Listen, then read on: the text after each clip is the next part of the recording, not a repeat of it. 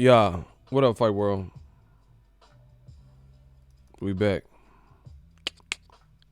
Oh yeah. I don't know why this does it every episode. Really annoying. Give me 1 second. I have to keep resizing this stupid shit. Man, YouTube been tripping.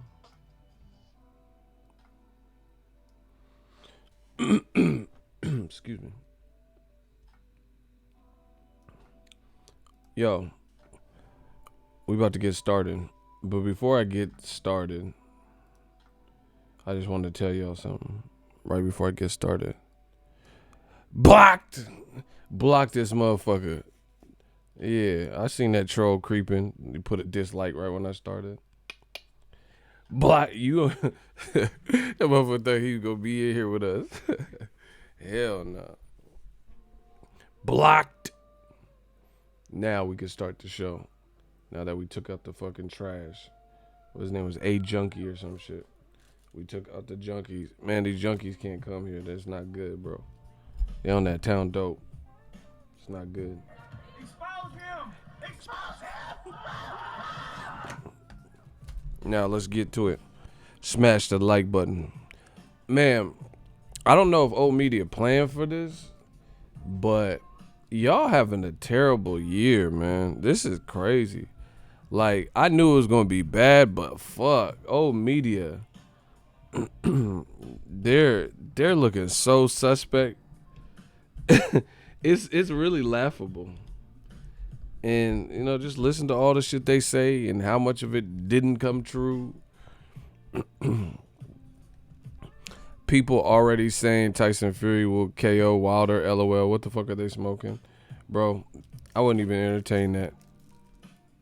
Because just like Andy Ruiz, before the fight, you see me showing him love and, giving him a shot to beat Joshua, saying he got a great chance and all this. And now everybody's an Andy Ruiz fan.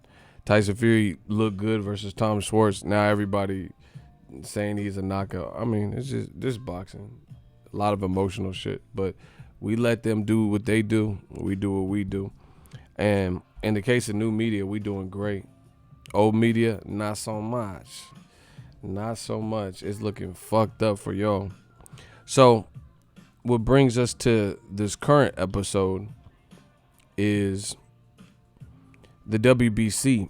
They have responded to the constant claims from Dillian Whyte and Eddie Hearn. It's been disastrous for old media. Facts. They're scrambling to make Fury into a hero now. Yeah, I mean, we see it, but like I said, we not even worried about that because they're always coming from behind. When you in the lead, you could do what you want. You could pop a wheelie. You know what I'm saying? You can change your stride up. You can it's like a football game. We could waste a play and just take a knee. Let the clock burn out. Make them run and use all their timeouts up. That's what it is. So we just take a knee, burn that clock up, force them to blow all their time ups. They the ones down by five or more touchdowns. It might be 10 now. If they keep talking, to be 12 by next week. Bro, old media should just hold the L and try to regroup. We see the games. Fury allegedly went into depression because there was the witch hunt after him, he said, after he beat Klitschko. Then now on ESPN, they trying to spin it, and they said Fury went into depression because he had already accomplished everything that he wanted. So which one is it? That's why I don't believe that whole storyline.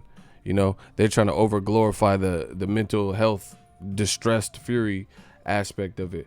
Because if you really pay attention and know the chronological order and you would live through it and you were there for it and you studied and you paid attention to the details, he actually said different things. He said he felt ostracized. Nobody was giving him credit for beating Klitschko, which drove him over the edge.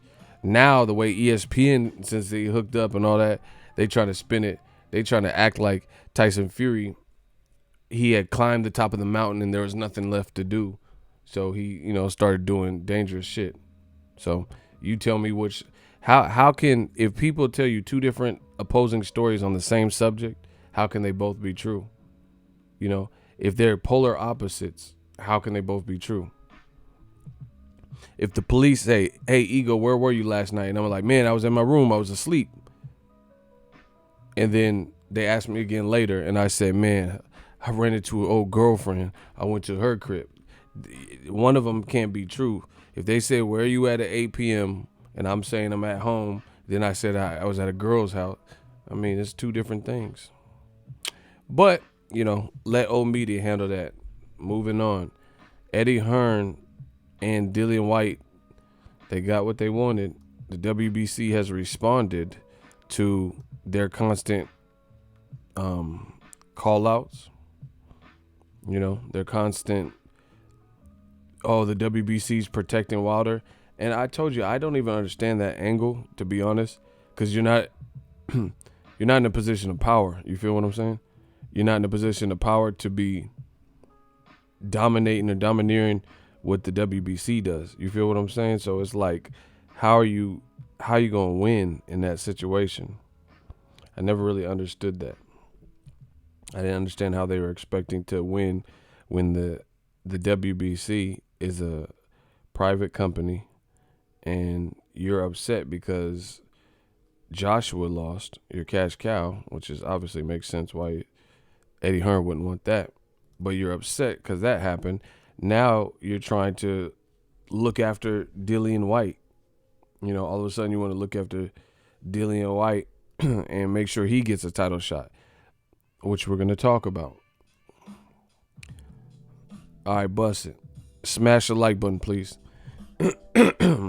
So, the WBC, Mauricio Suleiman, I did a video about this, so check that. But I'm going to go live so I can give more of my thoughts. This is what Mauricio Suleiman said. He said, "I have spoken at length with Eddie Hearn and Dillian Whyte's group, but unfortunately, they have turned this into a media circus, which is highly regrettable because that influences the process. We have the highest respect for Dillian Whyte. He is our number one contender, our silver champion, my friend and a tremendous fighter, but to be insulted over and over again makes it very difficult to continue addressing a situation. We are going through a mediation process, but if they want to handle it through the press, it may change. Quote, we offered Dillian Whyte a fight for the interim championship since last October, and they've been stalling. I'm a little bit confused and frustrated that British fans are only getting one side of the story. I've been getting insults on social media, trashing my father's reputation, insulting my family. We stand for justice, the WBC. Our history is very clear, and we will do the just thing via the right process." Another L for Rematch Room, DAZN, Eddie Hearn. Doesn't sound good. What the fuck I told you? What have I told you? How are you going to win that battle with the WBC? You want your fighter to get, that's what I'm saying. People oftentimes, I could get wanting an end result, but sometimes people, in an effort to get the end result they want, they end up doing the wrong things that actually puts them farther away from that prize. Like a lot of you dumbass dudes, you go through a breakup with a girl, she breaks up with you because you didn't correct whatever behavior that she warned you about, and she gets fed up with it. So she breaks up with you, and then dudes can't take the rejection. So then they start blowing her up. Oh, I'm sorry. Oh, yeah. And trying to do everything and make up for lost time and everything she wanted you to get back in the gym or some shit. Now you're trying to show her that you're working out. It's too late. She already broke up with your dumbass. Let her live. You know what I'm saying? But a lot of you guys, because you want the girl back, you end up having this illusion of action, and you start doing stupid ass shit trying to win her back. And you actually push her further. So that's the same type of concept. I get it. You want to get the girl back. Now you're heartbroken and you regret, you don't know that you got till it's gone, and you regret her breaking up with you. But that's not the way to get her back, by hounding her, showing up at her job, all this bullshit. So I can understand Eddie Hearn, as a promoter wanting to get Dillian Whyte opportunities. But threatening the WBC to sue them, I don't really see how that is a amicable way that's going to get done. Shout out to my dude Aaron. Great take, E. Yeah, if you love something, let it go. If it comes back to you, it's yours to keep. Period. So I never understood this. I stressed this on my channel. I told you this.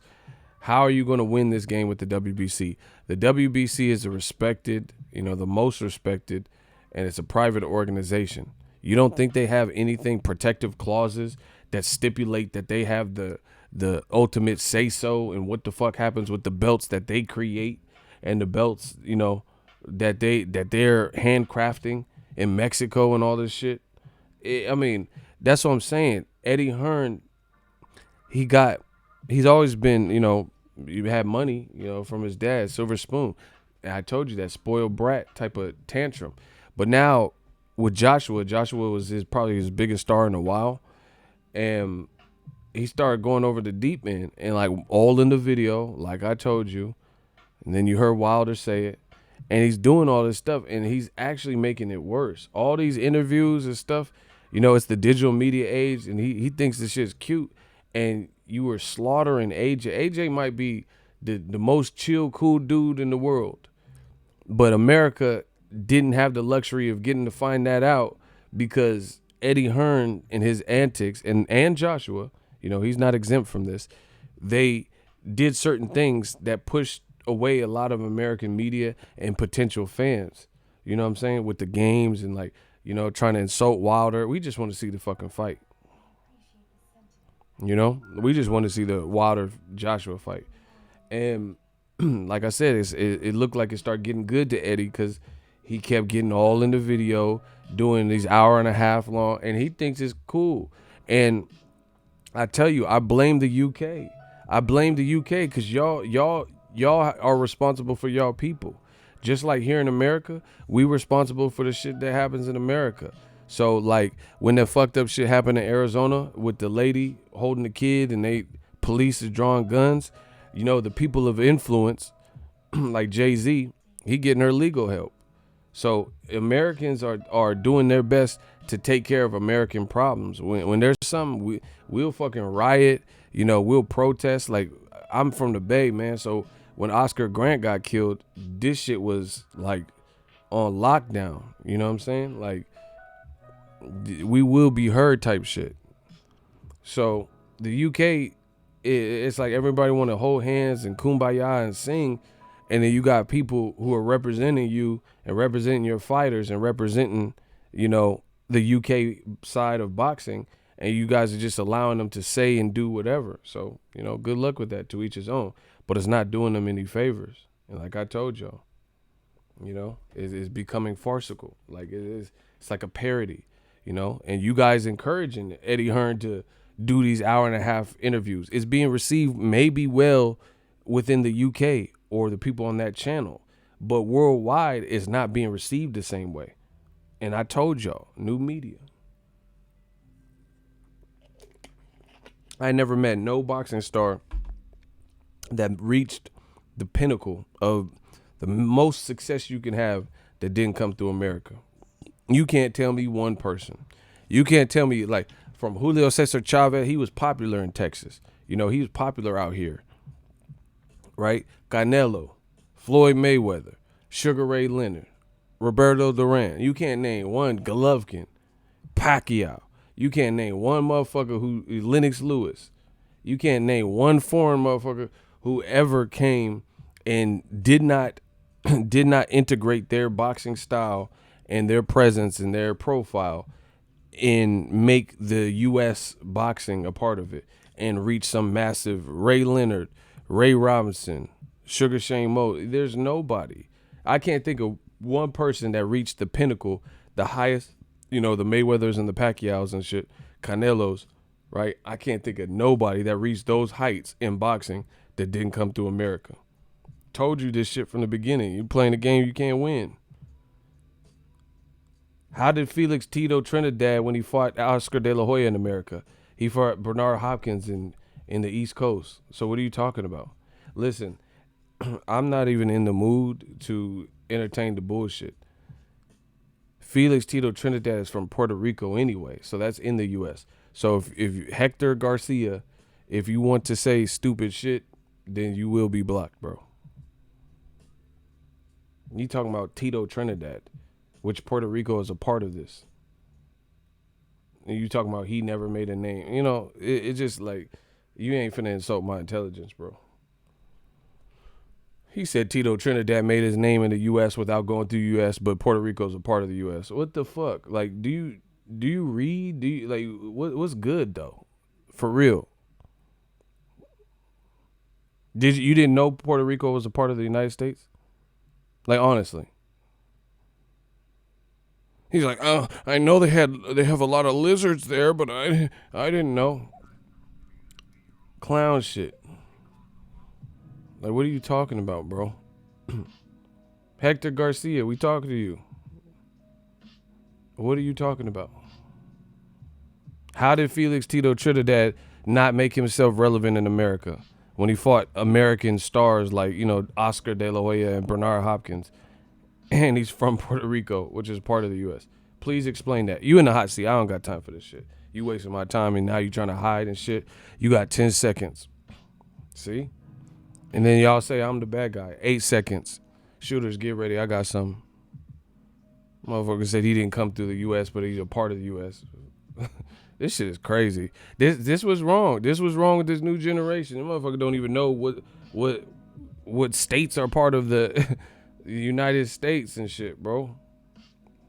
6 seconds. 5 seconds. Shooters, get ready. I got something for you. It's okay. 4 seconds. Come on, Hector. I meant Tito fight De La Hoya. Block him. You took way too long, and that's not even coherent English. I meant Tito fight De La Hoya. I meant my shooter's coming to block you. Nah, he's trying to switch it now. It's all right. It's all good. You shouldn't even be on my page. You need to be on a Atlas. You need to go get an Atlas or some shit.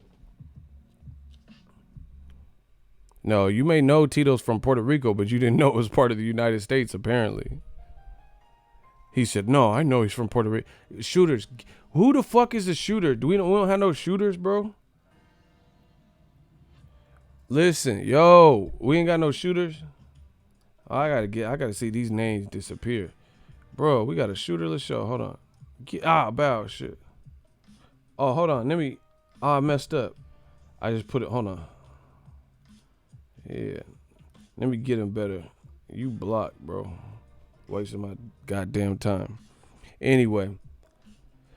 Eddie Hearn did all this extra shit. Okay, Kirsch is here. I got him now. It's cool.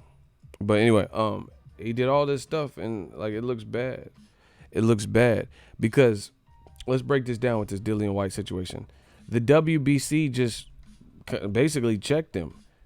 They said, listen, we have high respect for Dillian Whyte. He's our number one contender, silver champion and my friend.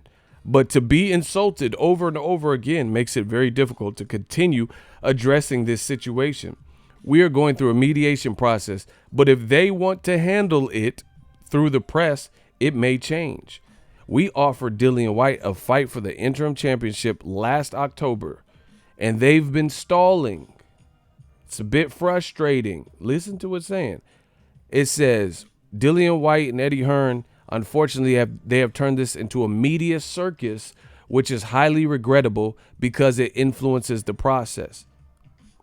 But if they want to handle it through the press, it may change. Bro, that's a professional threat. So Eddie Hearn out here threatening to sue him, and that's how they respond. That's not a good look. You say whatever the fuck you want. So let me get this straight. This is why it's an L for DAZN, Rematch Room, Eddie Hearn, Barry Hearn, Dillian Whyte. Here's why. Dillian Whyte, I'm going to save Dillian Whyte. We're going to talk about Devin Haney. Devin Haney said, I'm going to be making my announcement soon, which I already knew about it through sources that I have in boxing. They told me a long time ago, before Spence Garcia fight, that the plan was for Devin Haney to fight Luke Campbell, and he was signing to DAZN. And I'm not going to put no one on blast, but there was another person that you guys know in media that was there with me, but I don't want to start leaving clues and stuff.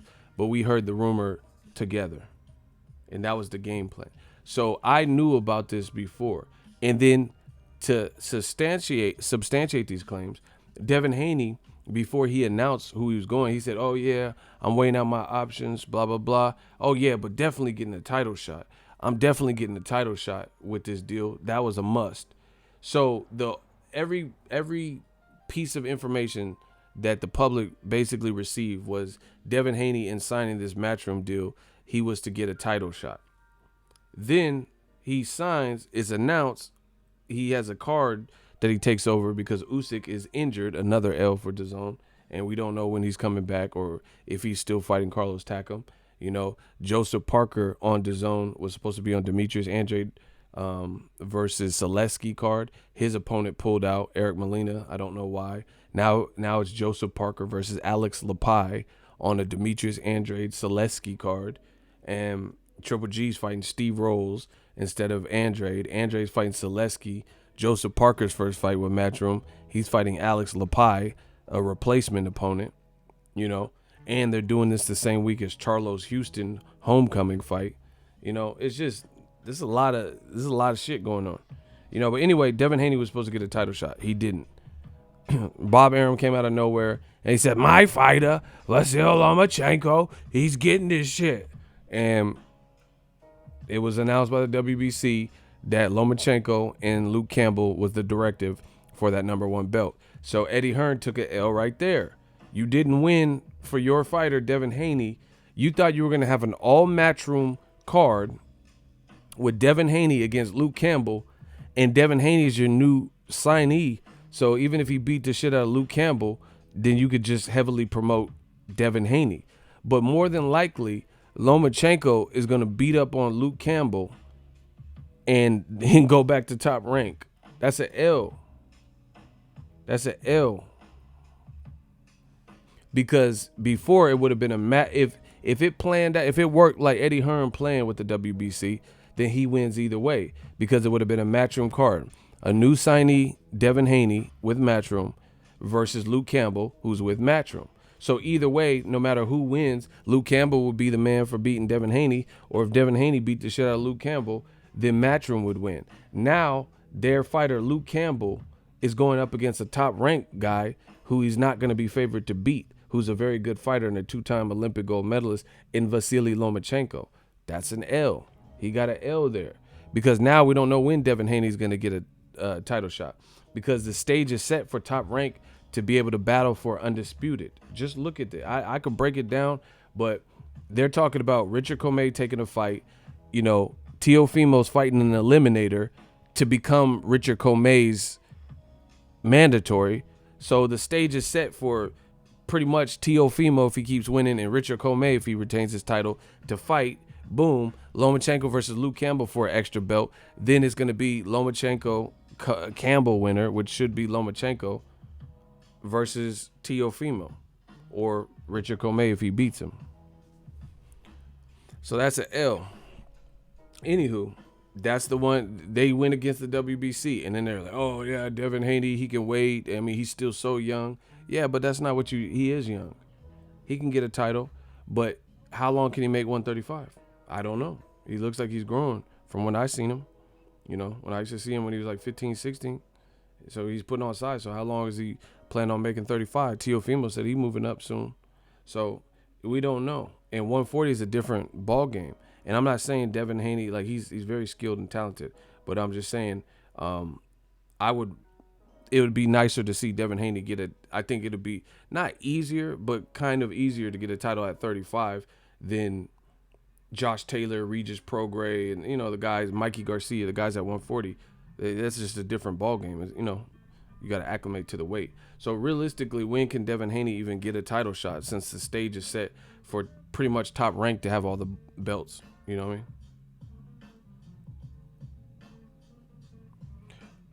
Greens for the hood. Shooters, Cursor, help me out, bro. Get rid of the greens for the hood. We're going to put your ass back in the hood.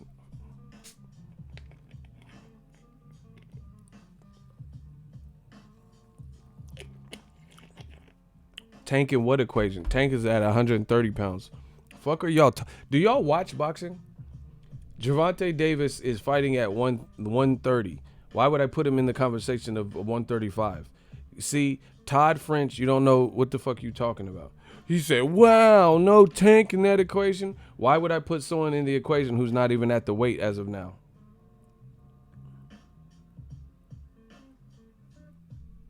Once again, you guys don't know what the fuck you're talking about. Leave the talking to me and the Eagles Army and the shooters, because we know what's going on. Sit back and learn. And talk, why didn't you talk about Tank? Because Tank got his own fight, and he fights at 130 where he's a champion. Boop. Moving on. So, Devin Haney was supposed to get a WBC. He said, these guys are casuals, my G. I see that. And the funny thing is the casuals got the most to say. They got the most to say and steady be trying to correct somebody. Stop it. Oh, shout out to Fresno. Yeah, man, California in this motherfucker. Yeah, go to school, bro. We gonna send you to school. Just buckle up. So anyway, Devin Haney didn't get a WBC opportunity. I don't know when he's gonna get a title shot. He might become the mandatory for Lomachenko, but again, Top Rank is gonna most likely have possession of all the belts at lightweight, unless Luke Campbell can beat him. So they're gonna be doing Lomachenko versus Teofimo most likely in a unification, which would trump a mandatory like Devin Haney getting a title shot. I think that's the stage that's being set for Top Rank. So again, when can Devin Haney become a champion? When Luke Campbell Lomachenko is going to be for 3 belts. Whoever wins that's going to have 3 belts. And Lomachenko should be the favorite easily. He beat the guy that beat Luke Campbell. I know it's not just about triangle theories, but he's a skilled fighter on top of that. And he's coming off a knockout to another one of Eddie Hearn's fighters. L's. But, okay, moving on. Dillian Whyte. Here's the L there. The WBC just responded. They just responded. They just told you what it was. They said they're making it into a media circus. So all this petitioning, all this slandering the WBC, they're basically telling you they don't like it in professional terms. He's saying people, like basically Eddie Hearn's fans are coming or harassing. See, just listen to what's being said. This is the same thing with Anthony Joshua. This is what Eddie Hearn's antics, all in the video, this is what it's breeding. It said, we offered Dillian Whyte a fight for the interim championship since last October, and they've been stalling, which is factual, which we'll get into. I'm a little bit frustrated that the British fans, okay, so you have a Mexican president of WBC, right? The company that's been passed down from Jose Sulaiman to Mauricio, the son is, a family heirloom, and there's a lineage going on. I'm a little bit frustrated that British fans are only getting one side of the story. I've been getting insults on social media, trashing my father's reputation and insulting my family. The WBC, we stand for justice. Our history is very clear, and we will do the just thing via the right process. Once again, this is the type of zombies, that the idiots, right? This is what's being produced by Eddie Hearn, riling up, I guess, his British troops, and then they just riding without no type of facts, just like they did when anytime I said anything about Anthony Joshua, no matter if it was right, 100% accurate, no matter if I showed you, they're not being reasonable, not being rational. And look, they treating Suleiman the same way. He's saying he getting death threats or whatever the fuck, insults, people are slandering and saying he's corrupt. This is all stems from Eddie Hearn. Eddie Hearn doing these interviews and shit. And the teams doing these interviews. So good luck. Good luck winning that battle with the WBC. The Eddie Hearn and Dillian Whyte and all them doing all these posts and shit. Oh yeah, 600 days we've been waiting and we just want a mandatory shot. This is BS. They're protecting Wilder. And it's not even true. It's not even true, which we'll get to.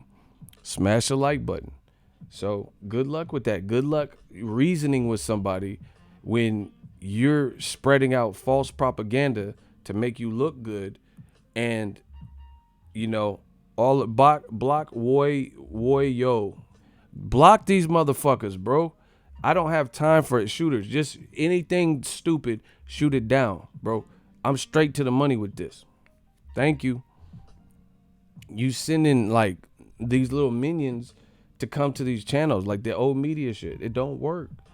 It's not putting you on a good situation. It's not putting you in a position of power. So that's just what it is. But let's talk about it. So Dillian Whyte, what the WBC is saying is something we can all corroborate. They, in fact, did actually order Luis Ortiz versus Dillian Whyte. But guess what? Guess what?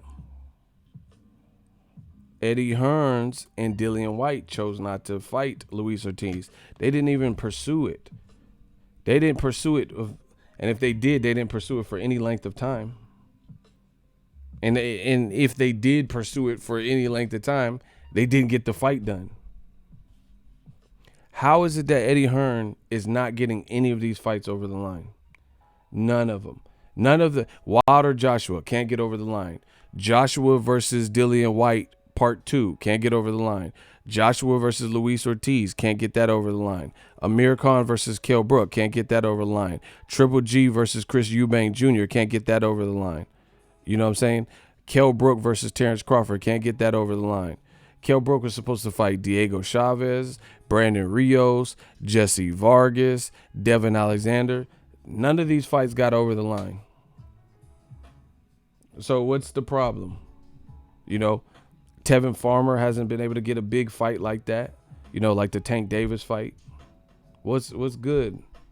You guys keep taking vicious L's, man. Hooker Ramirez is a good fight. Yeah, but Top Rank is... I don't want to get sidetracked, but Top Rank... Listen, Top Rank, Bob Arum is smart. We'll just put it that way. Hooker Ramirez is a good fight, but check this out. Top Rank, they putting in, it's like an Andy Ruiz situation for Heyman. See, you guys, listen, I've been doing this. Believe me, don't believe me. I really don't give a fuck. I'm just telling my people, new media, what it is. Believe me or not. Al Heyman, his risk factor for sending Andy Ruiz over to fight Joshua was this big. No disrespect to Andy Ruiz. Love the guy. But his risk factor was this big because the company, PBC, has not been structured around Andy Ruiz. In fact, he was a recent pickup. So he was fighting on Danny Garcia, Granados undercards, and nobody was even talking about Andy Ruiz. So it wasn't like this massive, Brock Lesnar when he goes to the UFC type of deal, right? So they were going to have to figure him into the infrastructure of PBC, start putting him on undercards, build him up, stuff like that. So this is the risk factor for Al Heyman because that at the time wasn't one of his top guys. It was just a new guy he picked up that he wanted to give a chance to, give him some fights, and they were going to have to build him because no one was really talking about Andy Ruiz.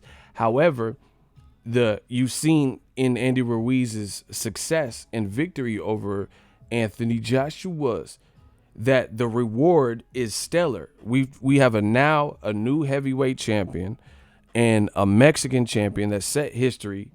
So your risk factor was this, but the reward was this.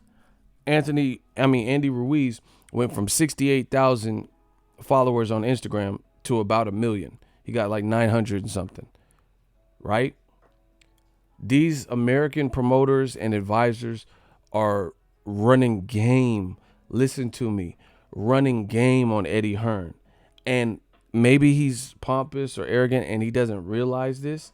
Maybe he's more in love with the camera and he's not realizing. They are running game on him. Al Heyman is Sosa. He sent the dude to shoot Scarface in the back with the shotty. Scarface was getting busy. Okay, motherfucker. Yeah, you think it. Okay. Right? Quiet dude. He sent the quiet dude to pop Scarface.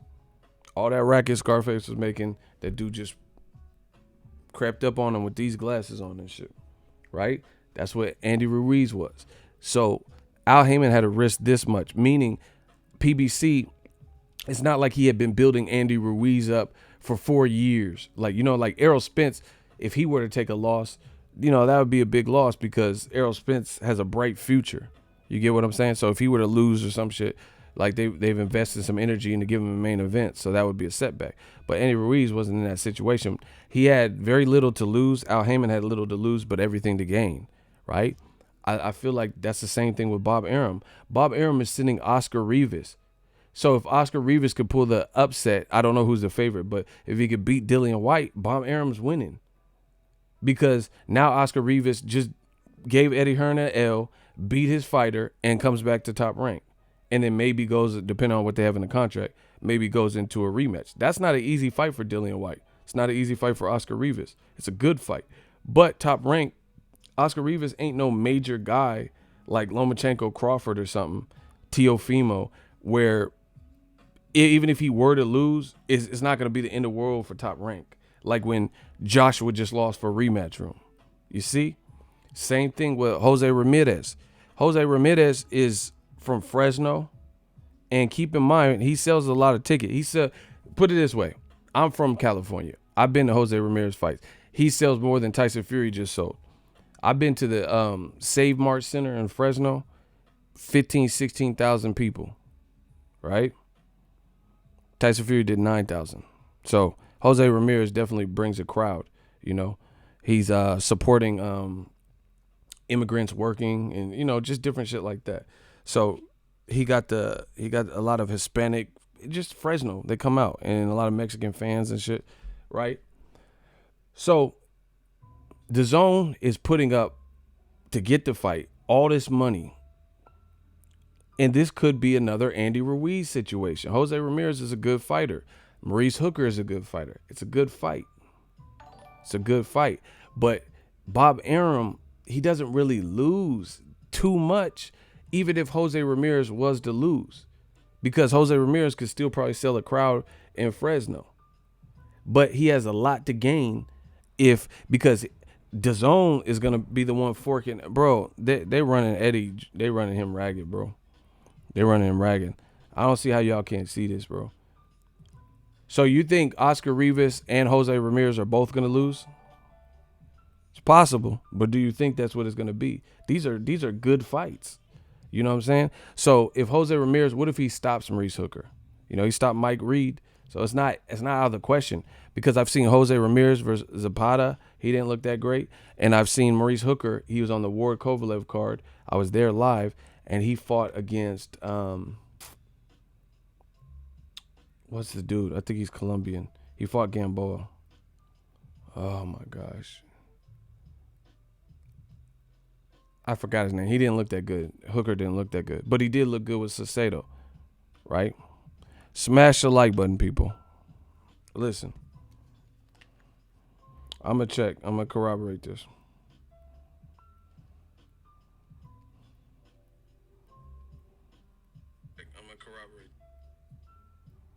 Okay, if we don't get the likes up close to 100 or better in the next 2 minutes, this stream is over, bro. Y'all not getting the free game. I got too much shit to do. If y'all want this stream to continue with this many people in here, you got to get the likes up, bro. I just looked at it. Shout out to whoever just mentioned that. Bro, we got 66 likes and 7 haters, and we got over 200 people sustained. You guys got 2 minutes. We got to get them likes up. Bro, that can't happen because, I'm not packed or nothing. So, anyway, I'm going to check back, but if y'all want this to continue, smash the like button. Anyway, the bottom line is Heyman and Arum, these are calculated risks. Yeah, there's a chance their guy can lose, but it's not going to be the captain of the ship, the captain of the top ranked ship, or the captain of the PBC ship that are set to lose. But DAZN don't even have that many fighters. So if Dillian Whyte loses, that's going to be a huge loss because Joshua just lost, So it's like Eddie Hearn's in like trouble. He's in trouble because it's like, if you think about it, all of his fighters either lost, had suspect performances. I'm talking about the major, not every single one. Had suspect performances, recent losses, or they did lose, or the perception that they lost. Name a big fighter that hasn't lost. Dillian Whyte. But again, he's in a dangerous fight with Oscar Rivas. That's not a give me fight. Dillian Whyte. But again, he's in a dangerous fight. The lights went up dummy quick. Thank you guys. Appreciate it. You know, name somebody who's Katie Taylor. Okay, but she really lost her fight. Thank you for everybody that hit the like button.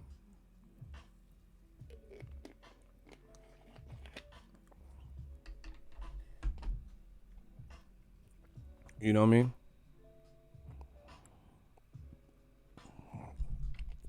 Eddie Hearn, all these people have either lost, they're in fights that they can lose, or there's a perception that they lost. For real. Am I lying? Okay. Somebody say when. Say when. Listen to me. Eddie Hearn's top fighters, there's either a perception that they lost, they actually exactly lost, or they're in fights that they could lose. Almost all of his top people. Say when. I know my boxing, bro. I'm just telling you the landscape of what it is. It's nothing personal. It's always business. Say when, and we'll go through it like I always do, like a true soldier. Say when. I'm going to run down it real quick like. When. Boom. We got action. Anthony Joshua, we know what happened. Lost to Andy Ruiz. Kell Brook just made a video about it. World Boxing News reported about it. He's talking about retiring. Amir Khan just lost to Terrence Crawford and quit, and now he's fighting some random motherfucking Saudi Arabia. Josh Kelly, there's a perception that he lost to Ray Robinson. Katie Taylor, there's a perception that she lost to Ray Robinson. Anthony Fowler actually lost to Fitzgerald. Then Fitzgerald was supposed to fight, then he pulled out of his card, and now they got Fowler fighting Brian Rose, right? Who else is on Matchroom? Ted Cheeseman just lost. Sam Egington just lost. Kid Galahad just lost to Josh Warrington. And some people said it could have went either way, but it was a Frank Warren card. The motherfucker lost. That's the reality of it. Dillian Whyte's in a tough fight with Oscar Rivas. He could lose. Maurice Hooker is in a tough fight against Jose Ramirez, a guy on the other side that he could lose. Bro, I'm going through it. Bro. Liam Smith got knocked out by Canelo, and he lost to Jaime Munguia. Get the smoke. Block that motherfucker, bro. See, listen, I guarantee you, I want you guys to try to challenge what the fuck I'm saying, bro. You keep saying Liam Smith. I just told you, he just lost to Canelo and then Jaime Munguia. The Jaime Munguia loss wasn't that long ago, bro. This is what happens when they try to go against a Don. If you ain't coming with facts, you're not going to win, bro. And then he's talking about Usyk. Usyk ain't even an exclusive Matchroom fighter. He's co-promoted by Matchroom, and then he's still with K2. Just like Maurice Hooker. Bro, I told you they're not fucking with me. Bet whatever. That's a lot of fighters in dangerous fight. Katie Taylor, if she fights the Delphine Persoons again, that's a dangerous fight. The way the first fight looked, unless she makes some major adjustments. That's like Eddie Hearn's his major players. Kell Brook thinking about hanging him up. Dillian Whyte's in a tough fight. AJ just lost, and he's in a do or die rematch with Andy Ruiz. Who? Name somebody. JoJo Dan been lost. Frankie Gavin been lost. Kevin Bezier, we don't hear from him. Who? So name somebody who hasn't lost, perceived loss from the mass public, or they're not scheduled for a fight where they could lose. You know what I'm saying? Even Andre Selesky. I would favor Andre, but Selesky ain't no punk. You know what I'm saying? That's still a tough fight. That's a fight where Selesky, you might not look good against Selesky. I would favor Andre though. But like I said, Selesky ain't no punk with it. And this is a hometown fight. We got to see how Andre looks. So it's like everybody's in he got all of his fighters either in dangerous ass fights where they might not look great, or they didn't look great, or they perceived loss, or they did lose. Caleb Smith is buzzing. But then again, he just fought Hassan Endon. He didn't fight Canelo. He didn't fight Triple G. He didn't fight Zurdo Ramirez, David Benavidez. He fought a guy who doesn't even fight at 168. So, I mean, how much can we really take that into play? You get what I'm saying? Caleb Smith, he looks beastie, but I got to see it. It's just like Tom Schwartz. Tyson Fury looked beastie against them, but we got to look at the competition too, Yeah, and Devin Haney, he's very skilled, but the thing is, I don't what top level fights are they going to be able to produce for him with everybody tied up in eliminators and or going for title shots at 135?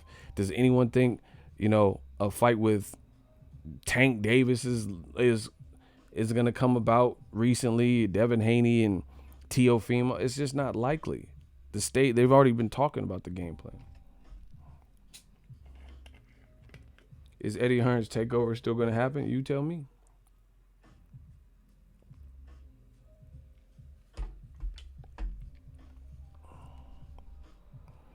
I told you everything starts in America. Listen, no clout chasing. My shooters, they getting you. I don't care about no other channel, bro.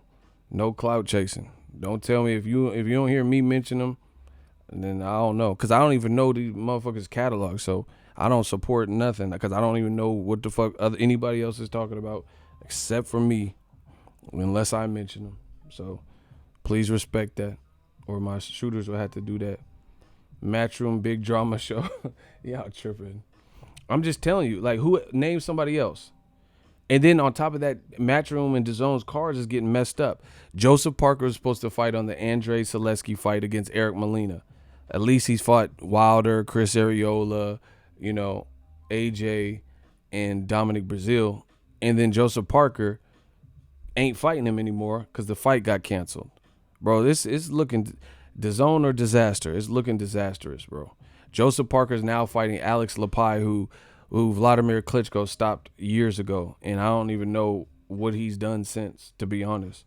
I just remember watching Klitschko stop him in a handful of rounds. See, I know my boxing now. Who else? The Fowler was supposed to fight. Fitzgerald was supposed to fight. And then now it's Fowler. So that's another card. Kid Galahad just lost. Kell Brooks talking about retiring. And that's what I'm saying. And then now, on top of that, he's not, in my opinion, they're not doing themselves any favors with this whole WBC situation. Yo, we got to get the likes up, bro. We have too many people in growing. We got to get them likes up. I don't know what the deal is, but it takes a couple seconds. Smash the like button, so we can hit all our numbers. We always do good in the comments and engagements, but y'all got to hit the like button. I don't know why everyone just wants to comment first. Lepai landed 10 punches on Vladimir. That's what I'm saying, man. No one trying to. It's not a big fight anyway. Man. Hey, bro. I can't even repeat what you talk about. But I'm just. That's what I'm saying. So it sound. I can't speak for nobody else, but to me, it sounds like Eddie Hearn's antics is pissing off the WBC, for lack of a better word. What him and Dillian Whyte are doing with this mandatory. So Dillian Whyte, first of all, he has to get past Oscar Rivas. But beyond that, you threatening the WBC. I told you it's not a good look. And the WBC clapped back. So who looked like they were accurate? They just told you. They said, I don't like my family getting insulted, because the idiots, he's doing all these interviews talking about suing people. And this is why I told you. This is why I blame the UK, because y'all keep doing this. If you guys really care about your fighters, you should stop. You really should. You're not helping this situation. You feel what I'm saying? It's just like a fire break out in the kitchen, and you a little kid, you can't really do much, and your mom tried to protect you, and you're like, oh, mom, you want some of this? You want some Windex? You want some what? And she's like, nah, you're actually creating more havoc than helping. Have you ever had someone like that? Like you're holding something and then they're like, oh, hold on, let me grab it. Let me help you grab it. And you're like, no, just get back. Like, because by them interfering, and them trying to help you lift it is going to make you lose your grip. That's what the UK is doing right now. UK media and the UK fans. You guys think this shit is cute. I told you it's Death Row East. I told you this America shit is real. Like, this is a big place, and it's a big place for boxing. And ain't nobody going to show mercy in these situations when there's a lot of this, and then it comes and turns out not to be true. You know, so you guys can, like, are all in the comments and shit and be like, aha, masturbating in your Transformer PJs and all this stuff Eddie Hearns is saying. Good luck with that. But it doesn't look like it's beneficial. Like, this is what I'm telling. I don't like, to me, I feel like I care about end results. Eddie Hearn is not helping his fighter, Dillian Whyte, come closer to getting a Wilder shot at all by doing this. By insulting and, you know, creating havoc by doing IFL interviews or whatever, Sky Sports or whatever, doing these interviews. And then now the idiots and the man fans are going insulting the WBC, saying they're corrupt and, you know, all this stuff. We know the energy's coming from. Same thing like when I said certain things about, hey, I think Wilder would beat AJ, or AJ's team said this, and then they changed it and said this. Block Reptila stroke. Block Reptila stroke. Yeah, you can go. You a rat. Yeah, you about to have a stroke. Nah, he a rat, bro. Don't even talk to him. It's a rat. It's a narc. It's a rat. I promise you. Trying to just distract with some stupid shit because they know. Yeah, breathe. Yeah, you gotta let that breathe, Jake. Breathe. Breathe. But anyway, that's just my honest opinion. Like I've been saying, new media gang. Y'all keep thinking this is a game, and then the stuff I'm saying is coming true and it's accurate. Now let's talk about it. The Dillian Whyte situation. I like Dillian Whyte as a fighter. I've always said that. I like his attitude. I like his trash talk. You know, he's a funny guy. He can fight. You know, and he seems generally down to fight. But one person he didn't seem so eager to fight is Luis Ortiz. The WBC told him to fight him. Now, whether he himself would do it or not, I don't know. But I know your management, Eddie Hearn, don't want that, which is why he didn't slide that contract across your desk after the WBC told you to. So, in my opinion, I can't empathize when Dillian Whyte's representation, or him or whoever behind the scenes, passed up on an eliminator that the WBC told you to fight. The WBC said fight Luis Ortiz.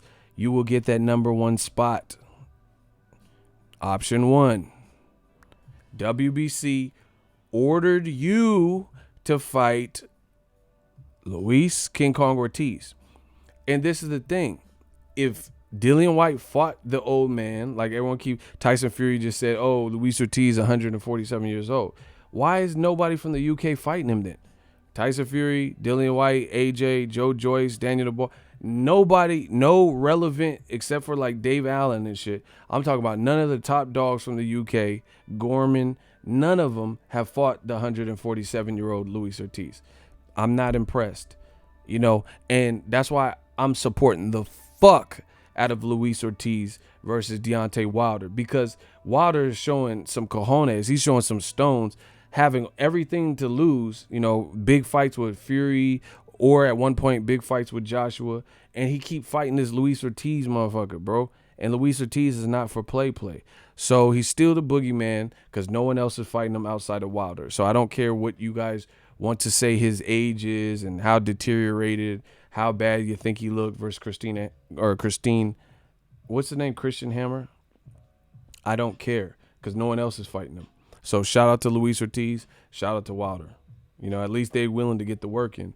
So Dillian Whyte didn't fight Luis Ortiz for whatever reason. WBC told you an eliminator with this man didn't do it. Right?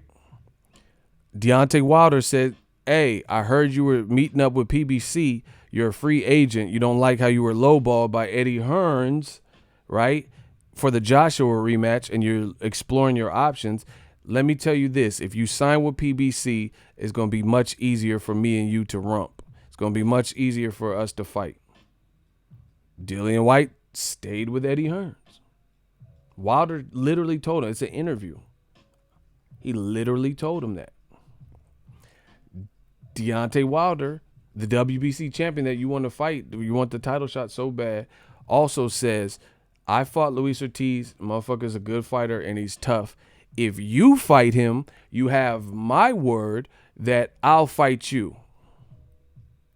Bro, that's 3 opportunities, 2 from Wilder and 1 from the WBC to solidify your chance to fight Deontay Wilder.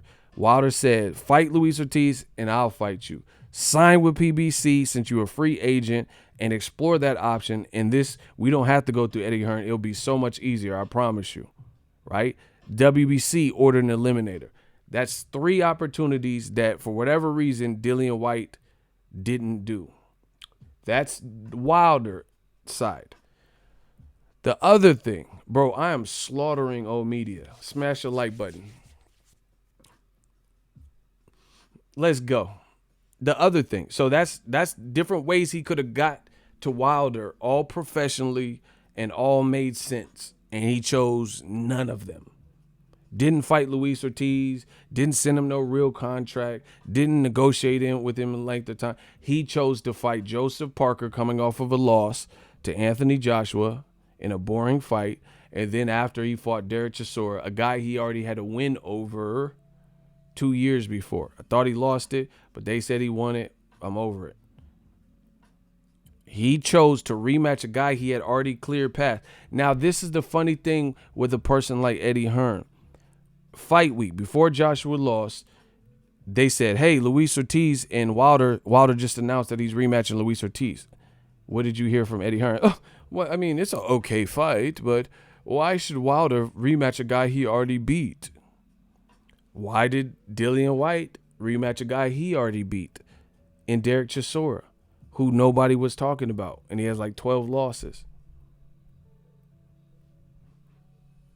Why does Andy Ruiz, why are you pushing for the rematch clause instead of letting your fighter grow? Why is Andy Ruiz, who stopped Joshua, why we got to watch that again? All this stuff has come back to haunt Eddie Hearn, and it makes new media live like gods. So that's the Wilder side. The UK fans, the British fans, are making this seem like they just so badly want Dillian Whyte to get a title shot. But I'm here to destroy all your dreams, right? If you want me to destroy their dreams and prove how that's a fallacy, can I get a hell yeah and smash a like button? I'm fucking old media up, bro. Everything I'm saying is true. Oh my gosh. Yeah, I forgot to add that part, but Rashid Muhammad, Eagles Army, we just destroying y'all.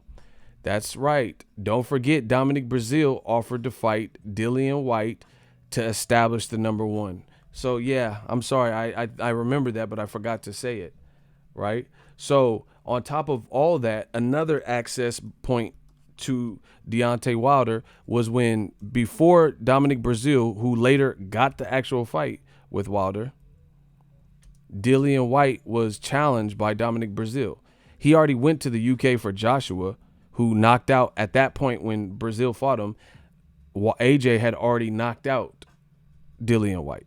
So if Breazeale was willing to travel to the UK for Joshua, then I'm pretty sure he would travel to the UK for Dillian Whyte with the right offer. You know, if they offer him the right amount of money. Bro, I told you I'm fucking old media up. Look, Exhibit A. Sky Sports, bam, Dominic Breazeale would welcome a fight with Dillian Whyte. Everything's coming together nicely. The Californian Breazeale was installed as the mandatory challenger. See, why is Eddie Hearn acting like he didn't know this? And Sky Sports wrote an article from August 25th of last year, and the Sky Sports article, right, says right here, The Californian, and we know Dillian Whyte's not from California. The Californian Brazil was installed as the mandatory challenger. Hold on, let me go up. The Californian was installed as a mandatory challenger. So your company, Sky Sports, knows that Dominic Brazil was the mandatory challenger. Yet for whatever reason, Dillian Whyte and Eddie Hearn are screaming that they are the mandatory. But your company, Sky Sports, says the Californian was installed as the mandatory challenger for Wilder's WBC title after he won against Eric Molina. Now, even if you didn't know who's from California, Dillian Whyte hasn't fought Eric Molina. So clearly they're talking about Brazil. Bro, I'm destroying old media, bro. So that's like I gave you guys 4 different angles and valid approaches that, bro, I need to listen. WBC, I'm not even a lawyer, but if Eddie Hearn sues you, go to court, chip me out. I'll help your case. I'm gonna help. Listen, I'm trying to get paid, bro. I'm trying to get paid. So I'm giving you all the facts. They could just play this video in court, and then WBC gonna win the court case. They gonna win the court case just off of me.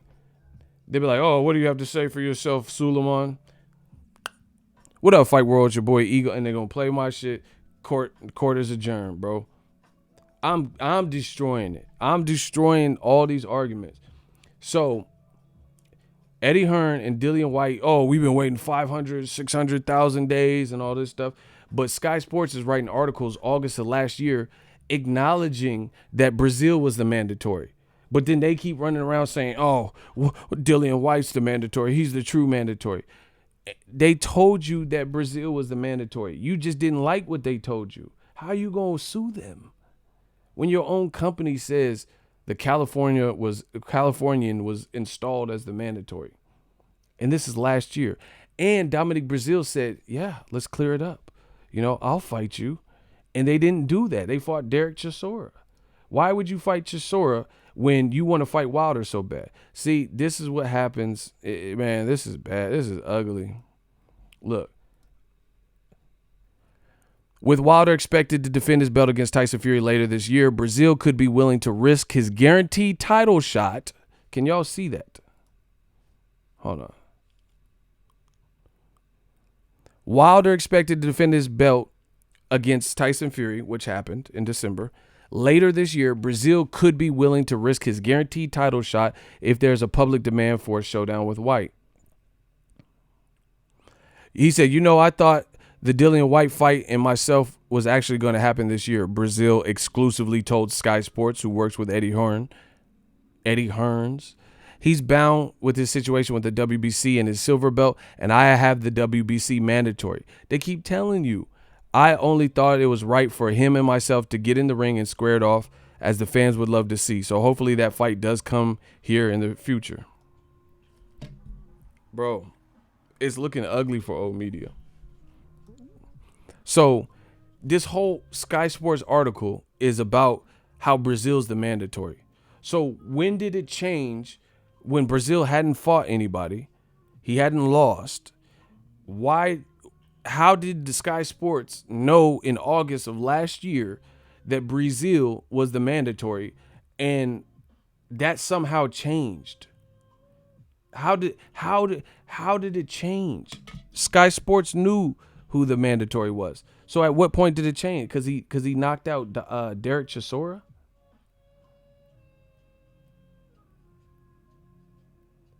When did it change? That's what I'm saying. That's what happens when people play dumb. That's what happens.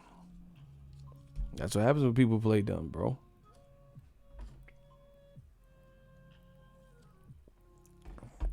They're acting like they didn't know Brazil was a mandatory. Sky Sports wrote a whole article. Dominic Brazil said it. The author of the article said it. And they still didn't fight Brazil. They chose a rerun of Derek Chisora. This is their fault. Period.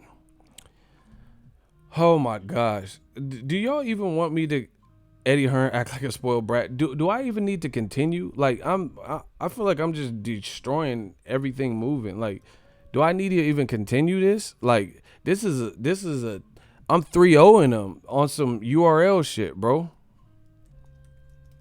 I'm hitting them with that 3-0. Like, do I even? This shit might be 5-6-0. Do I need to continue? If y'all want me to continue, I will. But I don't even really see the point. They're getting destroyed.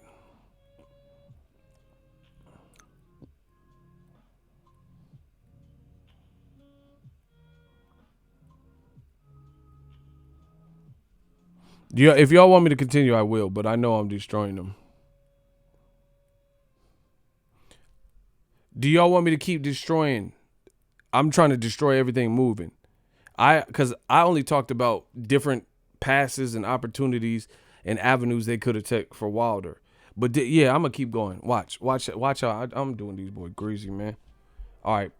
So I told you how they could have got to the Wilder situation and they didn't do anything. They didn't follow any of the rules. They didn't do nothing, right? Okay, 2, the British fans, I'm heating them, bro. I'm heating them up. The British fans keep acting like they just want to see Dillian Whyte get a title shot. I've already showed you 5-6 ways he could have got to Wilder or increased his chances at the very least of getting to Wilder. If you wanted them to have a title shot so bad, how come AJ works with Eddie Hearn in rematch room? Dillian Whyte works with AJ in rematch room. AJ at the point in time had 4 belts, including the IBO, and then they couldn't fight. And it all fell apart because Dillian Whyte wanted so much money. How is this? Wilder got 1 fucking belt, the WBC belt. So why is it only on Wilder? If you want Dillian Whyte he deserves a title shot, why didn't he deserve a title shot against the guy with 4 belts? Anthony Joshua, who's already works with DAZN, works with the same people, and it's an in-house fight. He only deserves a title shot against the longest reigning heavyweight champion with only 1 belt, but the guy who's on his side of the fence that should be easier to facilitate, that he already has history with, that fight doesn't come across. Explain that. You guys got 10 seconds. Block, check, hook, boxing. Fuck what you talking about. So if this was all about Dillian Whyte deserves a title shot, how does he only deserve a title shot against, Wilder with 1 belt? But on his side, he could have fought a guy who had 4 belts, and it should have been easier to put together. Like, okay, they're talking about Errol Spence versus Sean Porter. I could see why PBC would make that before the Terrence Crawford fight.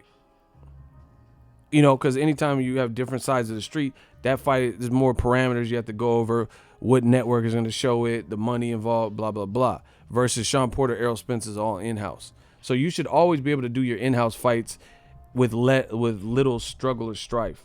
So how come, if you just cared about Dillian Whyte getting the title shot, how come he didn't fight Joshua in the rematch? Strike 1. Strike 2. Before he was in negotiations, before the Gerald Miller fight was announced, right? Before it was announced, they said they were looking at Dillian Whyte, and it all fell apart because Dillian Whyte wanted too much of this. He wanted too much of money, right? They went and opted with Gerald Miller instead of Dillian Whyte, who had a better 2018. Then Gerald Miller fails multiple drug tests for multiple drugs. That's a reprieve. So now you need to replace this Madison Square Garden date, and you have an opening to get a shot at Joshua. They still didn't give Dillian Whyte the fight. So let me get this straight. You picked Miller over Dillian Whyte. Miller was perfectly satisfied with his pay, but Dillian Whyte wasn't satisfied, so you just let him be unsatisfied, right? And then Gerald Miller takes himself out of contention by failing multiple drug tests with multiple drugs, and you still don't give Dillian Whyte the fight. So you guys clearly are full of shit and don't care about Dillian Whyte getting a title shot, because people like me said that then, and I'm saying it now. When all this scramble to fill the Madison Square Garden date, why did they just use the person? Wouldn't an easy shoe-in be a guy who's in shape, has bad blood, and doesn't like Joshua, who was already in negotiations to fight Joshua before Miller? Wouldn't that be an easy go-to? Like, okay, let's say I was hiring a wedding photographer, right? And I was like, man, the first person I was going to choose was Daryl Zepeda, right? And then we can't agree on the price. So I said, I'm going with Real Brother 32. And then Real Brother 32 flakes on me and says, you know what? I can't film your wedding. Now I'm back in need of a wedding photographer. So wouldn't it be, instead of getting the yellow pages or, Yelp and looking for a whole new photographer, wouldn't it make sense to go back to the first wedding photographer that I liked their work, Daryl Zepeda? I liked their work and we just couldn't agree on money. They still didn't give Dillian Whyte. You know why? Because they knew Dillian Whyte's a tough fight for AJ. They didn't want that for his American debut because it's two British guys, and they thought it was probably too dangerous, and there was a chance that Dillian Whyte could stop or beat Joshua, right? But guess what? Now they really fucked up, because even if Dillian Whyte stopped and beat Joshua, which is not a given because Dillian Whyte has one win in the amateurs and Joshua knocked him out as a pro, so they're 1-1. So you run the same risk with Dillian Whyte. AJ might have knocked him out style-wise. We don't know. Dillian Whyte might have knocked AJ out. But one thing I do know is it would have been much smarter to lose to Dillian Whyte, who's working with you and working with Matchroom, instead of losing to an Al Heyman guy like Andy Ruiz and losing to the competitor.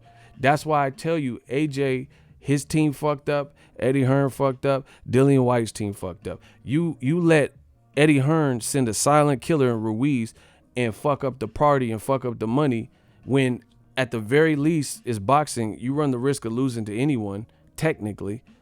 I would have rather lost to Dillian Whyte, because now that just sets up a trilogy.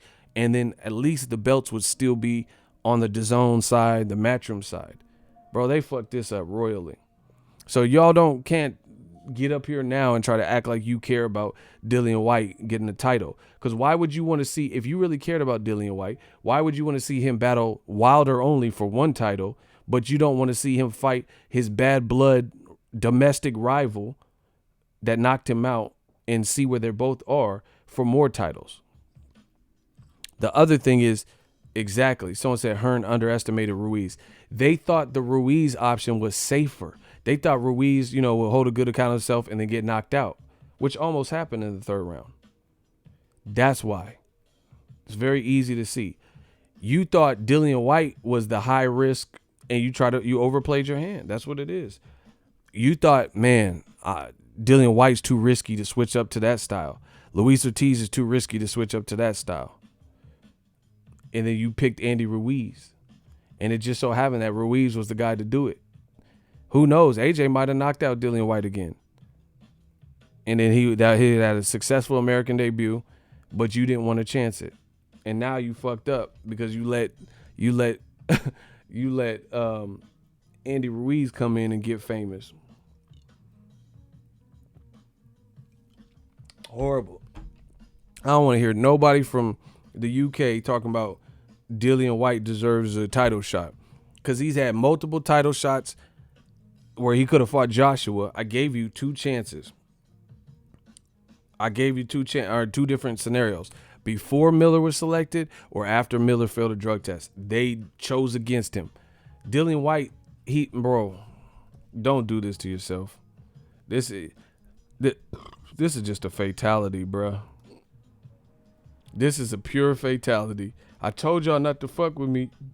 My memory is too good. Y'all wanted it this way, though. Oh, my gosh. Oh, my gosh, guys. Smash the like button. These dudes getting hit with that Mortal Kombat fatality, and it's so funny.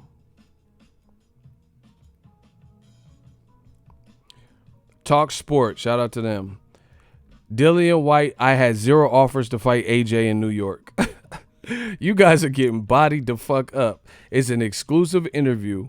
Anthony Joshua never offered to fight me in New York. This is after Gerald Miller. Let's read this is all Dillian Whyte. Anthony Joshua recently claimed he had made offers just about every heavyweight going this year, including myself. I can say right now on my left hand, meaning I swear to God, AJ and Eddie Hearn did not make me an offer to fight in New York after Gerald Miller's failed drug test. It was me that offered to step in and take the fight. AJ had been in 10 weeks of VADA testing. I had already been training for 5 weeks. So I said I could have enough time to get myself ready and I'll take the shot. I don't understand why they would not tell the truth. There was a phone call with Eddie Hearn where I said I would jump in to fight Joshua, and he couldn't have changed the subject quicker. He did not want to know. I don't care what anyone says. No offers have been made to me. Joshua has my number. He can contact me on Instagram or Twitter. I'm a very easy man to reach. Bro, y'all getting hit with the fatality. Oh, shit. So, more proof. Dillian Whyte says after Miller failed a drug test, they never reached out to me, and he offered his services to step in and be Joshua's nemesis. He offered to be Joshua's dance partner, and Hearn changed the subject. So it's not like, clearly you feared Dillian Whyte was too dangerous because you switched the subject and you didn't pick him. So you could have picked him before Miller, which would have made sense based on Miller fought Thomas Jefferson or whoever, Thomas Adamak, and he fought Bogdan Dinu and gets a Joshua fight. Meanwhile, a known proven guy who's given Joshua tough fights, has history with Joshua, and you were supposed to fight April 13th at Wembley. I'm destroying him, bro. Remember, I forgot about that. He was supposed to fight at Wembley, so you could have kept that Wembley date, April 13th, and just fought Dillian Whyte there. But they didn't want to risk their cash cow in a dangerous fight, right? And you picked Gerald Miller, even though Dillian Whyte had a better 2018. He fought former champion Lucas Brown, knocked him out brutally on HBO, fought on Sky Sports pay-per-view, box office, against former champion Joseph Parker, knocked him down twice, really once, but, had a tough fight with him, something Joshua didn't do, knocked down Parker. Then he knocked out Derek Chisora on DAZN and on Sky Sports pay-per-view. So, once again, slave room with the slave trade. They got Dillian Whyte doing the heavy lifting. They got Dillian Whyte, carrying the sleigh and being this guard dog, and he ain't reaping none of the benefits. This is all his management's fault. Dillian Whyte could have got a title shot from somebody. He could have listened to Deontay Wilder. He could have listened to WBC and went that route. Or he should have been selected to fight for all of Joshua's titles, but they thought it was too dangerous. It's easy to see. And that's what happens when you try to play God in this boxing game. You trying to walk on eggshells and pick the perfect fights and matchmake, and then now you fucked up even worse because you let the one person that did upset him was a person you don't even have no options on in Andy Ruiz versus Dillian Whyte. Dillian Whyte. I'm not even done. Should I keep going? I got another point. Bro, I'm bodying him. One episode. I'm bodying everything. Everything old media stood for. I told you it was going to get ugly. This is all facts. No cap. Y'all want me to keep going? If y'all want me to keep going, y'all need to smash the like button. And can I get a hell yeah for the stream god? If y'all want me to keep going, can I get a hell yeah? Oh, we ain't done. We ain't done enough. This shit easy work. Can I get a hell yeah in the comment section? Smash the like button.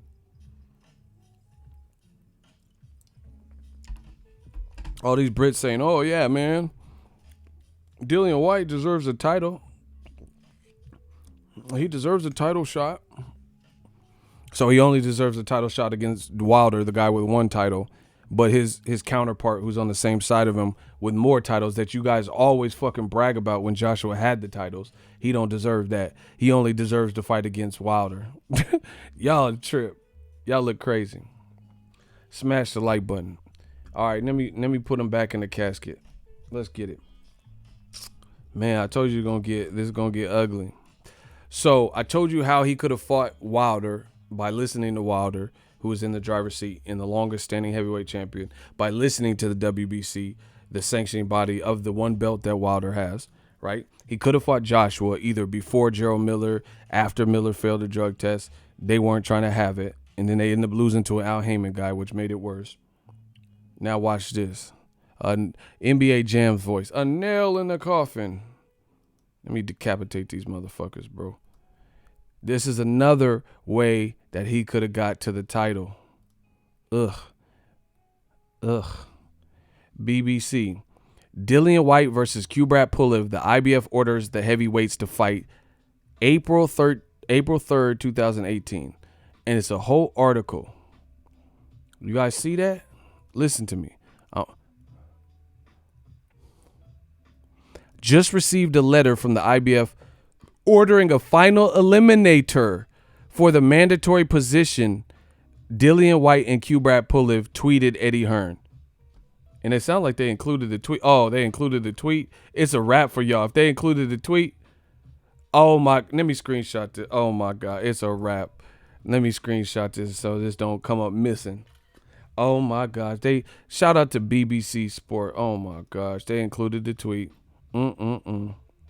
Eddie Hearn looking bad for new old media. Just received a letter from the IBF ordering a final eliminator for the mandatory position between Dillian Whyte and Kubrat Pulev. Interesting times for the division. So, y'all want Dillian Whyte to get a title shot so bad, he was ordered. I told you I'm a detective, bro. He was ordered by the IBF, a belt that Joshua has since he beat Joseph Parker. See, I know my boxing, right? He was ordered a final eliminator, corroborated by Eddie Hearns on his verified page, to fight Kubrat Pulev. Now, this fight went to purse bid, look it up, and a Bulgarian company, Epic Sports and Entertainment, won the purse bid. A purse bid is like an auction. So they control the show and they control the rights to the show. They have a certain range of dates and, you know, they put up the money for the fight. So, you know, there's whatever split, blah, blah, blah. They can stage the fight where they want. So this Epic Sports and Entertainment company, right? They, like, people are like, who is this? Who beat Eddie Hearn in this purse bid, right? Come to find out, this Epic Sports company, this brand, this LLC or whatever, is headed by a Bulgarian, like, tycoon or some shit. Kubrat Pulev is Bulgarian. So they were trying to put this final eliminator in Bulgaria to give Kubrat Pulev, the Bulgarian fighter, the advantage. So Dillian Whyte could have fought Kubrat Pulev in a final eliminator in Bulgaria. So he would have had to travel, but he would have been in a final eliminator. Now, the great thing with the final eliminator is the winner of that emerges as the mandatory because it's a called eliminator. So let me get this straight. Oh, my God. I do this shit like a rap battle. Smash the like button. WBC said, fight Luis Ortiz in a final eliminator. Anthony Joshua's promoter, Eddie Hearn, Dillian Whyte's promoter, Eddie Hearn, doesn't make that fight. They don't listen to the WBC. They want Wilder so bad. And when Wilder was chasing Joshua, they say, no, fight Dillian Whyte. They want to fight Wilder so bad, but they don't want to fight him bad enough where they have to go through Luis Ortiz to get it. Then Eddie Hearn is tweeting, and I just showed you, that he just received a letter from the IBF, which ordered a final eliminator, the IBF, a different sanctioning body, for the mandatory position between Dillian Whyte and Kubrat Pulev. Interesting times for the division. So not only did the WBC order an eliminator and an opportunity, the IBF did too. And that's the BBC article that I showed you, right? Which is talking about this. Dillian Whyte, Kubrat Pulev. This is all last year. Look, April 3rd. So from two sanctioning bodies, he was afforded opportunities to be in the final eliminators to become a mandatory. Now I'm really finna fuck y'all up. Let me hit y'all with that Reuters, that AP, Associated Press. Let's get it. Man, call me when it's gangster, man. Shout out to Reuters. Man, from the rooter to the tutor. Let's get it. These are all credible sites. Boxing. Pulev fumes at Dillian Whyte and Eddie Hearn after fight falls through. Sophia. Reuters. Bulgarian Kubrat Pulev was fuming at Dillian Whyte and his promoter Eddie Hearn on Friday after the announcement the British boxer would fight recently dethroned WBO champion Joseph Parker instead of facing him in his native country. Y'all must have forgot. Look. See, this is why he did Kiss Jin Sushi. Y'all had my man Pulev out here hot. Pulev and Whyte were ordered in April by the International Boxing Federation, IBF, to fight. Look at this. Oh my gosh. Y'all getting destroyed out here. Look it. I highlighted it for you. Pulev and Whyte ordered in April by the IBF to fight to decide the challenger for the IBF World Heavyweight title held by Anthony Joshua. The Bulgarian said last week he was 95% sure that the fight would take place in Sofia, Bulgaria, in August. Quote, I was expecting from Dillian Whyte and his team to run away from this fight, but I didn't expect them to be such bullshit artists, Pulev said on his official Kubrat Pulev website. They are extreme manipulators and plain schizophrenics. I can't believe what I'm hearing, and what a tricky way they choose to run from the fight in Bulgaria. Detective Ego. And that's funny that he called them manipulators and schizophrenics. Oh my gosh, bro. Where old media at? We want all the smoke. So,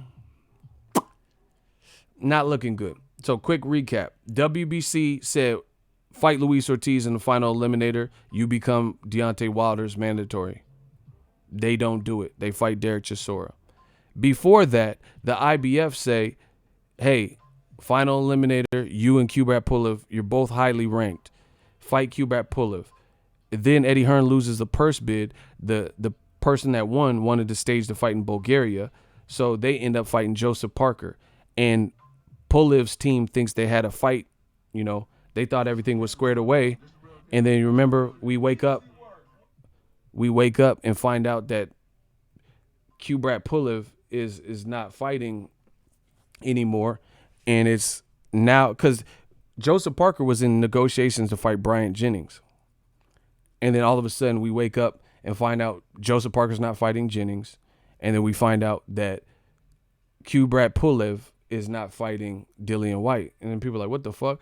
And we found out why. Behind their back, Eddie Hearns decided to make Joseph Parker coming off of a loss to Anthony Joshua versus Dillian Whyte as opposed to fighting Bulgaria. See what happens when you try to pull the slick one? Now I come back to haunt you because now Joseph Parker, everything comes first. I told you I believe in karma. Joseph Parker is now a matchroom fighter, right? Joseph Parker took 2 L's in a row like Cool J because he fought Joshua and then he fought Dillian Whyte, 2 tough fights. If Joseph Parker would have fought Bryant Jennings, which was the initial plan, right, there's a chance maybe he beats Bryant Jennings, right? Then he would only have 1 loss to Joshua. But you came from behind, fucked Kubrat Pulev over, right, and didn't participate in the eliminator. Then you make this other fight to try to sell some box office pay-per-views between Dillian Whyte and Joseph Parker. And then now we're supposed to feel sorry for Dillian Whyte that he didn't get a title shot, but you pulled him out of 2 eliminators. Come on, bro. With 2 different sanctioning bodies, and you think you're going to sue the WBC now and have a case? Oh, my gosh, man. This shit is funny. Man. Kim Brady, $1 super chat, thank you. Sean Clemens, $2 super chat, thank you. Man, it's looking crazy. This is what rich white folk do. They threaten to sue now. What? So you don't listen to anybody's orders, anybody's title shots. You do your own rogue play, and then, you know, you go AWOL. And then now you're mad at the sanctioning body because Joshua lost. It's looking real desperate. Now you mad at WBC threatening to sue them. You threaten to sue them because you didn't play by the official rules. And you think you have a case? Oh my gosh. This shit is crazy. And then there's a history of it too. See, listen, I ain't passed the ball, but I know a little bit. All I know is they try to establish character. Eddie Hearn's character gonna get established in a motherfucker because before he did this to the WBC and didn't follow through with their eliminator, he did it to the IBF. So you're not following anyone's final eliminator because you wanted to make your own plays. You made your bed, you got to lie in it. Because he didn't want Joshua. He didn't care if Joshua became the mandatory because he felt he could play God and he was the omnipotent, almighty one, and he could just make the AJ Whyte fight if he want. But guess what?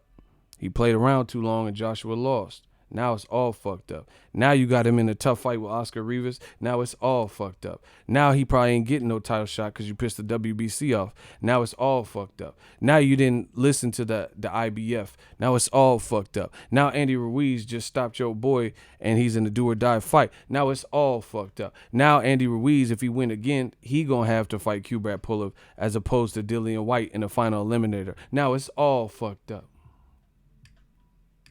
Damn, y'all getting crushed by a YouTuber. Crazy. All facts, though. No cap. Like a bald head, no cap. Oh, my gosh, bro. They looking desperate as fuck, bro. That's just what it is. Y'all can say whatever y'all want. It's looking desperate, bro. They're looking desperate. The building is surrounded, bro. Old media getting fucked. I told y'all didn't want to do this, but, I feel like Roy in his prime. I didn't want to have to do this, but y'all made me. I didn't even want to have to do this, but you let me know. So, what are you suing the WBC for, sir? Like, what are you suing them for? I don't get it. Because you didn't do their eliminator and they have a paper trail. And they, like, even if, I don't know what's admissible in court, but I have videos talking about all this. So if that's admissible in court, we all heard the news. So there's like YouTube videos that document. I tell you, bro, this new media shit is something different, man. This ain't what you used to because everything has a paper trail. I get up every morning and cover boxing. Every morning. So all this stuff is thoroughly documented, like I said, I don't know what's admissible in court and all that, but there's a paper trail to it all.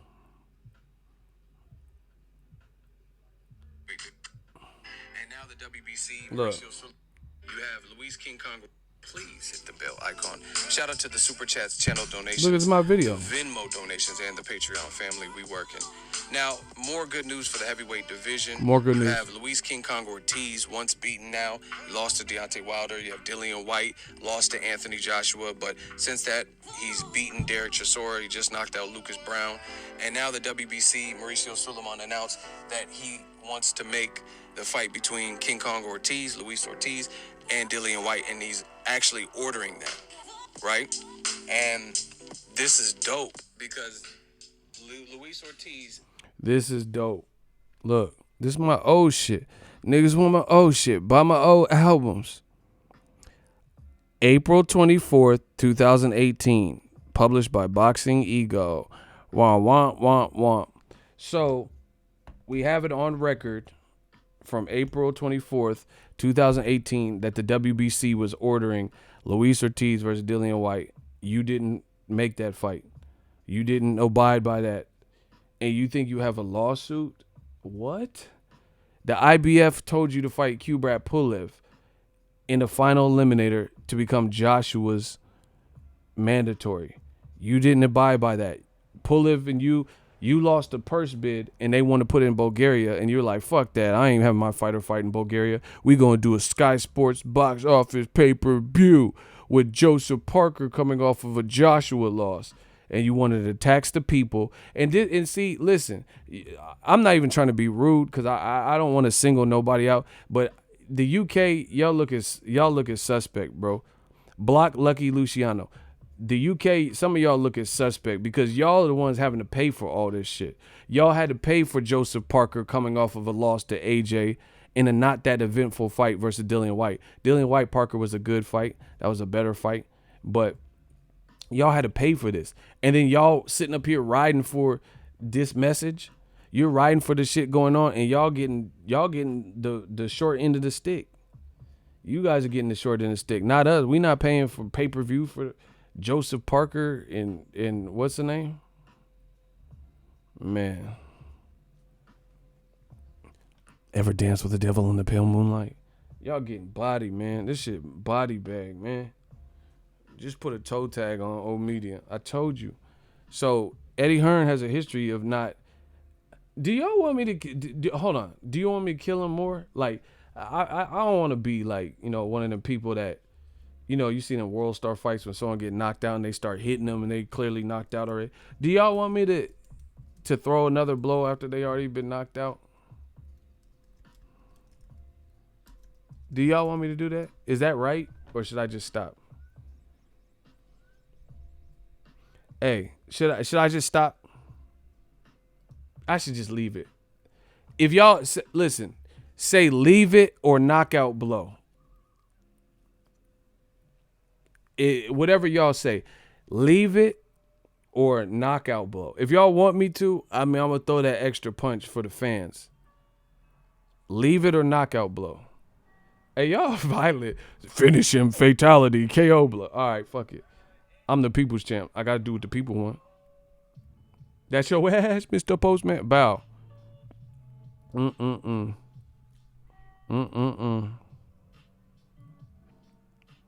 Look.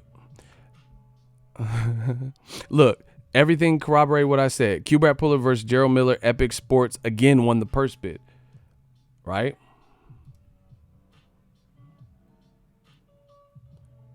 So after Dillian Whyte, listen, after Dillian Whyte decided to fight Joseph Parker, they went down the list. And guess who was there? Gerald Miller. Gerald Miller was the next one on the list. Another Eddie Hearn fighter. Oh, shit. That's your ass, Mr. Postman. So after Dillian Whyte tricked Pulev, lost the purse bid, decided to not fight in Bulgaria, they went down the list, the IBF. So for a shot at Joshua, this is on ESPN. Shout out to them. Dan Rafael. Look what it says. Big Baby Miller won't fight Kubrat Pulev.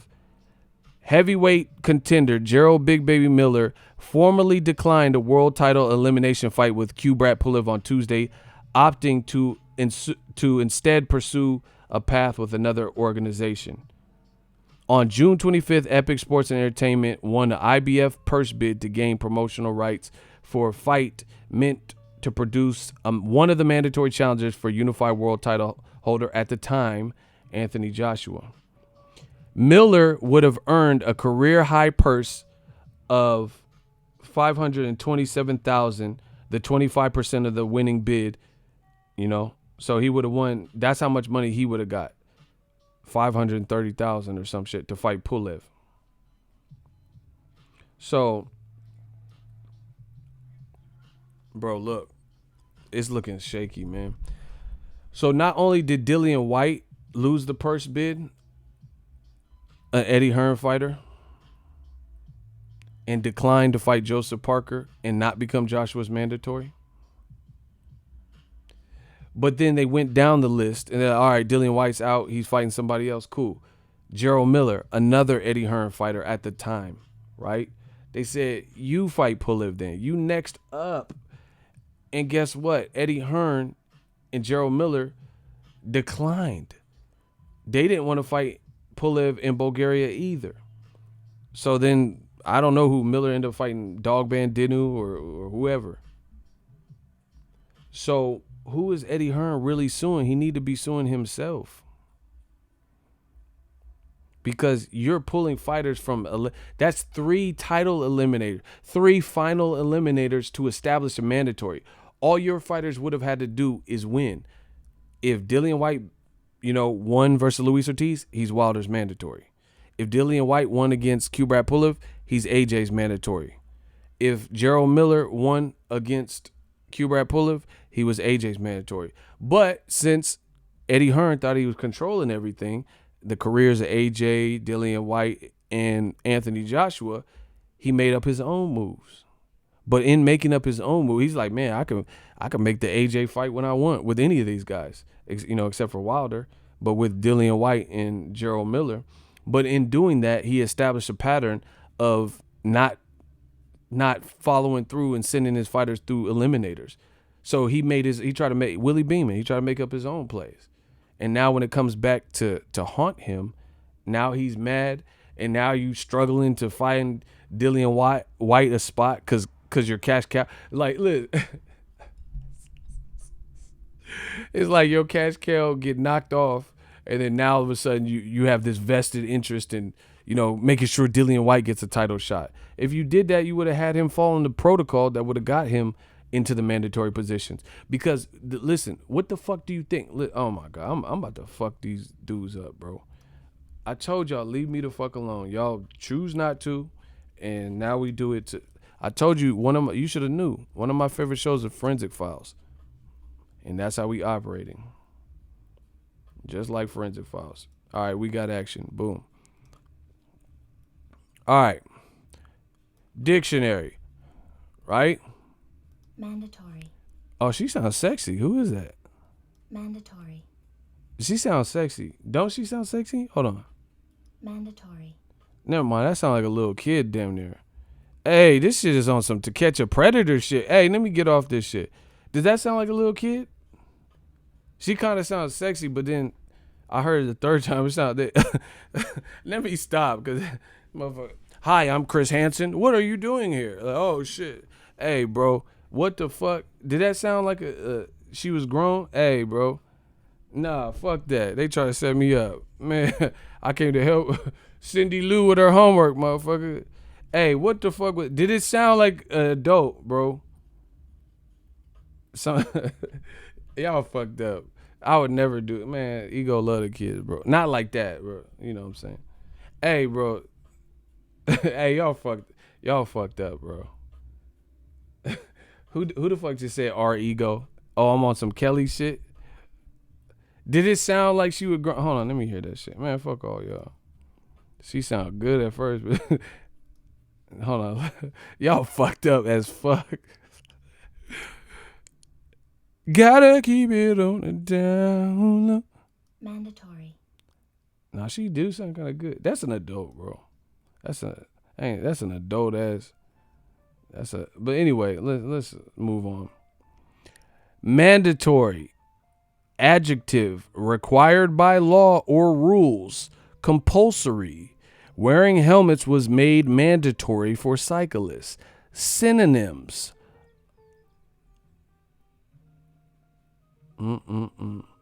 Variant spelling. I never spell mandatory like that. Obligatory. Compulsory. Binding. Required. More. Oh my gosh. So, mandatory. So had Eddie Hearns followed the rules of these sanctioning bodies, then it would be Dillian Whyte would have legal cause to pursue Deontay Wilder. So if he actually was like somehow rejected from getting the fight, then he would have a legal case. Guess what? He didn't follow that. So he doesn't have no paper trail, and he don't have no legal case. See, that's the great thing. It's just like returning something with a receipt or without a receipt. If you don't have a receipt, they don't necessarily have to return it. If it looked like you tampered with it or something, if it's within the return policy and it has a receipt, that's something different. You know, so you always want that paper trail in life. That's why certain things, my mama always told me, my mama very smart, right? But she always told me certain big things don't pay with cash because there's no paper trail for it. You know what I'm saying? So if I pay my car note and I paid cash or some shit and I don't have no receipt, and they say, oh, we didn't get your car note, we about to repo your shit, you know, and I have no way to prove it, right? So you always want to establish your actions. Get traveler's checks, you know, use a debit, use something that's traceable.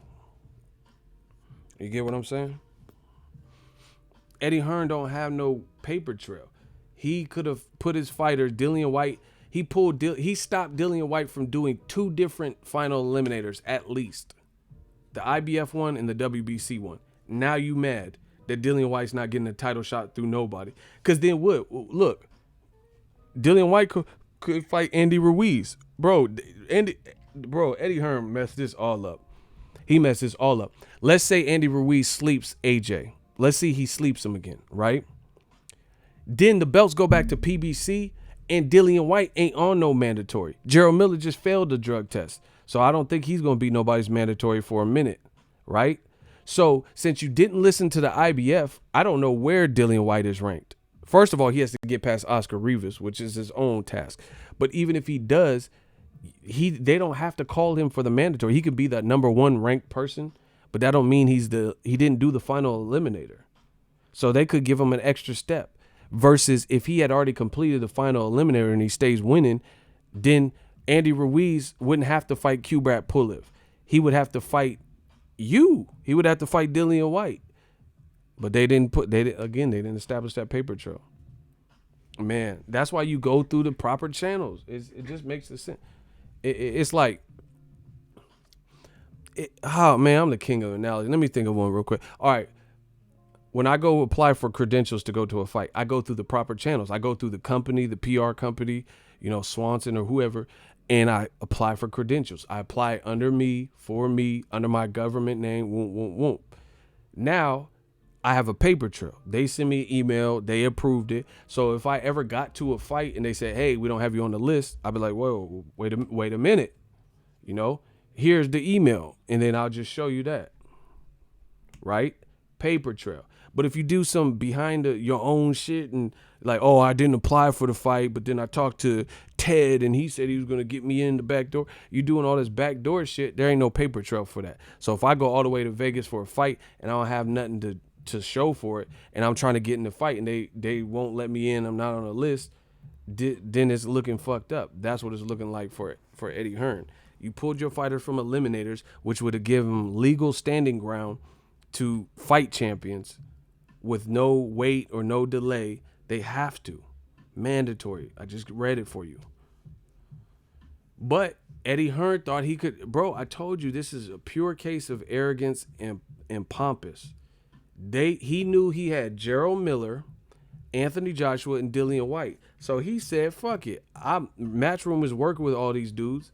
So I could just I don't need to follow nobody's eliminator. We can make some money right here with Joseph Parker and Dillian Whyte. It's a bigger fight than Kubrat Pulev. It's a more winnable fight. His dad is an accountant. So they run in the numbers game. But you were bound to mess up instead of doing what's right for boxing. Because you should have just put Dillian Whyte, fuck the money and shit. Long term, Dillian Whyte makes more money if he's a fucking champion. So you went for the quick cash. See, I don't never go for the quick cash. Bro, I'm from the Bay, man. Y'all gotta learn how to fucking hustle. Look at like everything I do, man. I don't go for the quick cash. Shout out to Ray Smith. Overplayed his hand. Great way to put it. I don't go for the quick cash. I'm in it for the long haul. I don't give a fuck about like. Would you rather make $50 today, or if someone said keep the $50 and put it towards this, and by the end of the month you're gonna have $2,500? What the fuck would you rather do? I would clearly, if all I had to do is like, let's say I had $100 and I was going to either have $50 and I had to spend it or I had to invest it. And they said, hey, this $50 is going to turn into $2,500 if you wait 30 days. Then I'm going to wait 30 days. And I'm just going to survive off of the little bit that I have left. I don't go for that, bro. I go for I'm always a big picture type of person. Ego just continuing to punch brain dead old media. Bro, it's too easy. It is fun. It's fun. You killed new media single-handedly. I killed new media or old media. There's a difference. I know I didn't kill new media.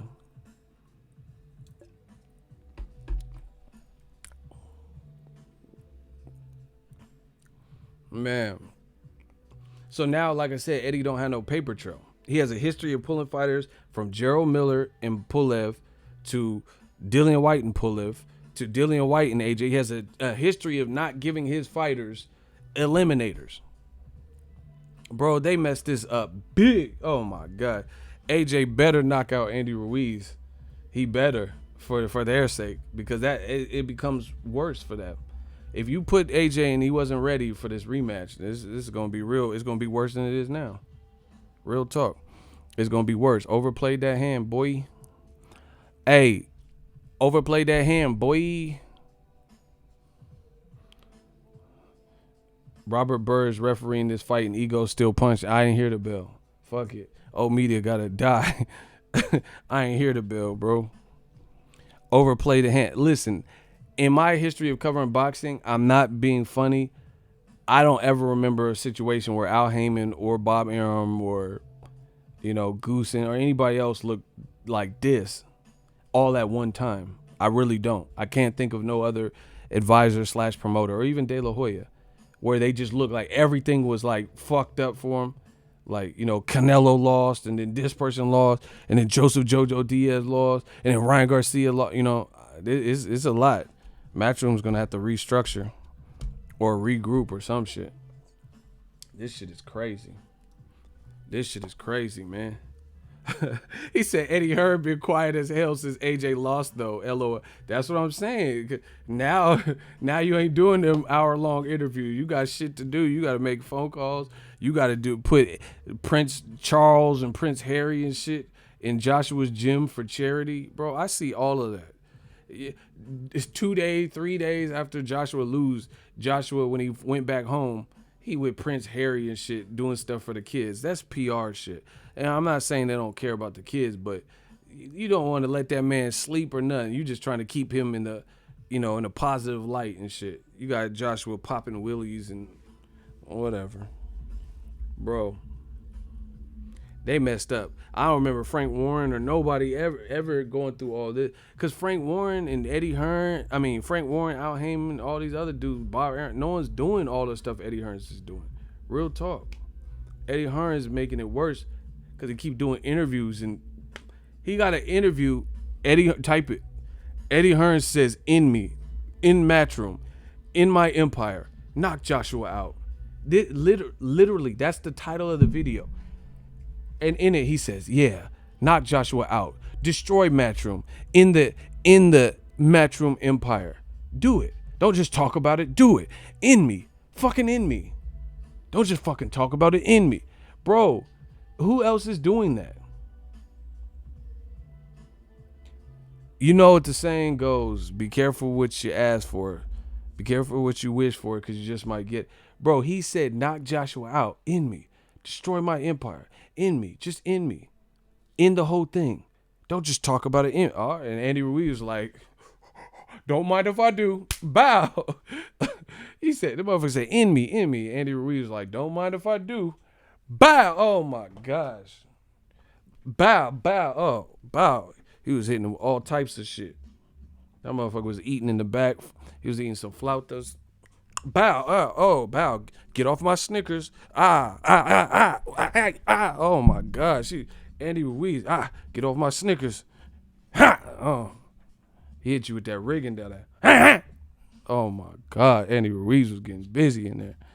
Shout out to Ruiz and the Snicker. Ruiz is a Snicker guy. That motherfucker, he's like, don't mind if I do. I like when Riggin' be throwing. He motherfucker be doing them jackal noises. With that speed behind it. Yeah, he said, in me. Andy Ruiz is like, all right, I got you.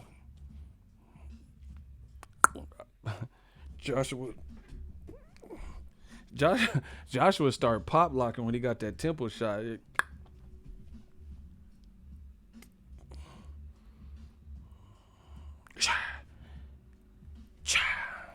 Died of injustice. Died of the ski. He started hitting that Michael. All I want to say is that they don't really care about us. Skinhead, deadhead, everybody go bad situation, allegation. Woo! That Andy Ruiz, I don't ever want to get hit by him, man. That motherfucker look like he discombobulated some shit. I don't want to get hit by Wilder either. Motherfucker. Wilder look like the type to lay you out and then be talking shit after you sleep. That's why I can't fuck with Wilder, bro. Like, don't he look like the type to lay you out like, bah! And then be like, Bob Squad, I told you. Like, you just standing over my lifeless body like I can hear you. Like, Wilder would talk some shit after he knocked you out. Like, you on the ground sleep and shit. Why you make me do this to you to this day? To this day. Like, how am I supposed to hear you? I'm in the outer limits and shit. You got me in the twilight zone and shit. Warp speed, engage. And shit. I'm on the Star Tours ride and shit. R2D2 and shit. I'm like, oh shit, R2D2, what's up? Yeah, I don't ever want to get hit with Wilder. Wilder look like he'll hit you so hard it like change your personality. You know what I'm saying? Like you wake up a different person. I don't know if that makes sense, but it makes sense to me. He'll hit you so hard, you have like if you were like a social butterfly, you'll wake up and you'll be socially awkward. He got power like, bah! Where am I? I mean, I can't give you a whole spiel about me. I'm a fun guy, but I guess you have to spend some time around me. I don't even know where you sitting. You gonna wake up on that Kawhi Leonard? Hell no. You know, I think I'm a fun guy. I just can't give you a whole spiel about me. I don't even know where you sitting.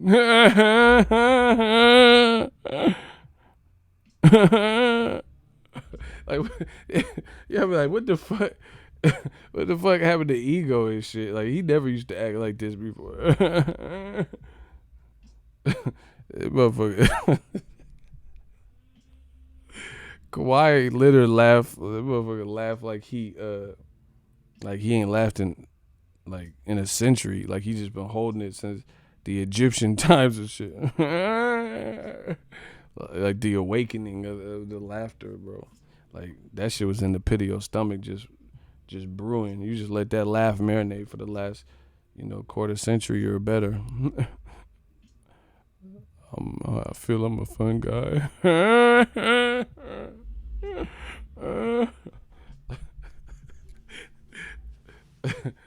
just can't give you a whole spiel about him.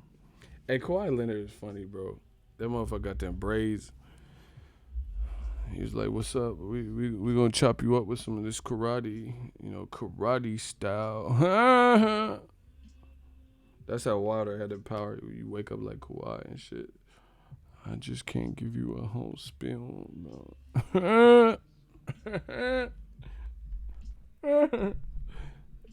Oh. It's like he's trying to sing. Like, hey. He's trying to find the note, You know how the singers be trying to find that note before they go on tour and shit, before they go out. Hey. Hell nah, bro. Wilder better never touch. I'm suing that motherfucker, bro. You'll wake up all y'all gotta stop. It's always like you wake up humbled. Yeah, you wake up with an accent. You were born in Sacramento, California. You wake up. I want to accept my promoter. Like, you ain't even from the Philippines. You from the Blackapines and shit. And you wake up. I want to accept my promoter. Thank you, Al Heyman. I'll take 6 lumpia in my bite with that. Like, why are you talking like that?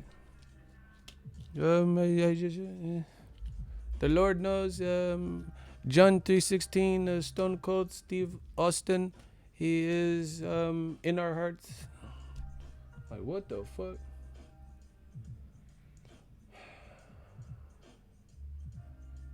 If I ever turn into a champion boxer ego joining the ring walk, give me a mic. I'm gonna be like, everyone gonna be ducking like, what the fuck, bro? You cannot be in no public space and just hear over the intercom that Kawhi Leonard laugh.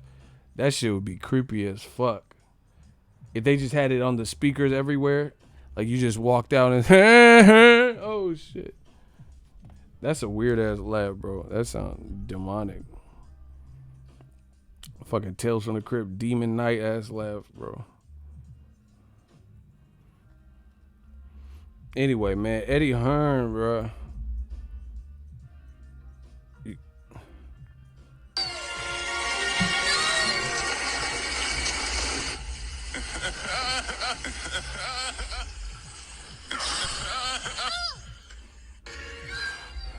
Why they do this to my Warriors?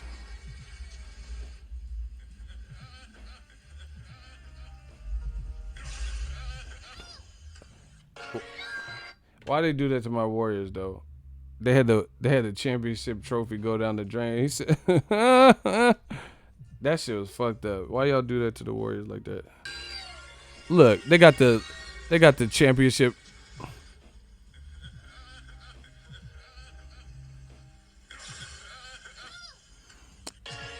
Hey, y'all stop sending me this stupid shit. Shit ain't even that funny.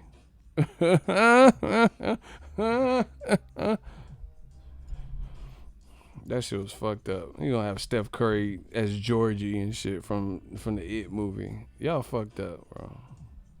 Lakers got a squad. I've always liked the Lakers and the Warriors. Really the Lakers because just the legacy, but I'm a Kobe fan. So I just always fucked with the Lakers. But, I had to support the home team because this is where I grew up in this area.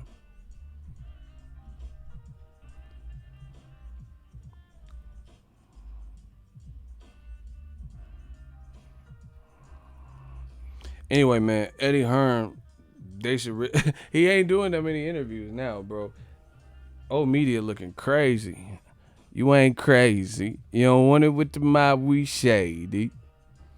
Bro, it's looking crazy out here, man. Out here in these streets, you heard me?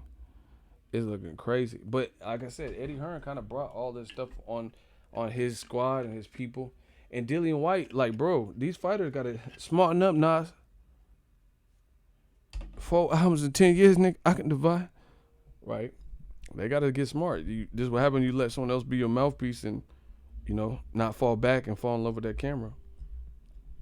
So everything that I just talked about with Dillian Whyte and pulling them from eliminators and to pursue pay-per-view events, like I said, you didn't do long-term what was going to be better for Dillian Whyte. Because now, when Joshua loses, you lose control of the heavyweight division.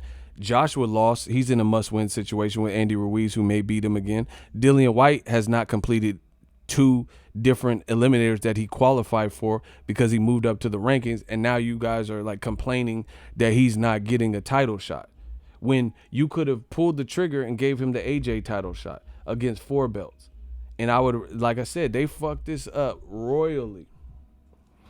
They could have gave Joshua versus Dillian Whyte to Dillian Whyte, or they could have gave him that fight, and then he would have got his title shots right there, and he would have fought for more titles. But the thing is, you guys don't like Wilder. There's a lot of you British people, a lot of you UK fans, so you just wanted to see a British fighter against Deontay Wilder because for whatever reason you think he has it to beat Deontay Wilder, or you're hoping that he beats him, and that's why. It's not about the title shot. Keep it all the way funky, because if it was about the title shot, he would have been in them eliminators. If it was about the title shot, he could have fought the in-house fight with Anthony Joshua, a good rematch, a deserving rematch, more so than Gerald Miller. What did Gerald Miller do in 2018 or before to earn an AJ shot more so than Dillian Whyte? 10 seconds, go. And then on top of this, Eddie Hearn got a podcast This is what's wrong. You don't see Bob Arum doing it. Bob Arum might go on Everlast podcast or some shit, but he ain't starting his own. He making money with Tyson Fury and stuff, and the motherfuckers smoke weed and shit. Bob Arum, y'all know that, right? Bob Arum's an advocate for weed. That's why I'm surprised he kind of cranky sometimes, because people I know be weed, they be like laid out. But anyway, Bob be off that ganja. He's advocated for him, and he comes from the '60s, '70s, so you know that shit was probably, they had that shit everywhere and shit. That'd be hella funny, smoking weed with Bob Arum, just telling stories and shit. Like I told you, one time, Muhammad Ali, give me my motherfucking blunt. He walked up to this guy like, oh shit. Bob Arum hogging the blunt, bro. What the fuck? Like I told you, Tyson Fury is that's how he be coming up with them comparisons. Lomachenko, he's like Muhammad Ali. You high as fuck, Bob. Like, you high than a motherfucker. Like, who's Tyson Fury like? He's like a combination between Muhammad Ali and the artist formerly known as Prince. Like, he like Prince now? Really, Bob? Prince? I knew James Brown, and Tyson Fury has the same soul as James Brown. Oh my God, bro. He like Ali, James Brown, and Prince. That's some, you out there ganja, bro. Bob Arum. And Terrence Crawford, he fights like Sugar Ray. Bob Arum just be saying any comparison he want, bro.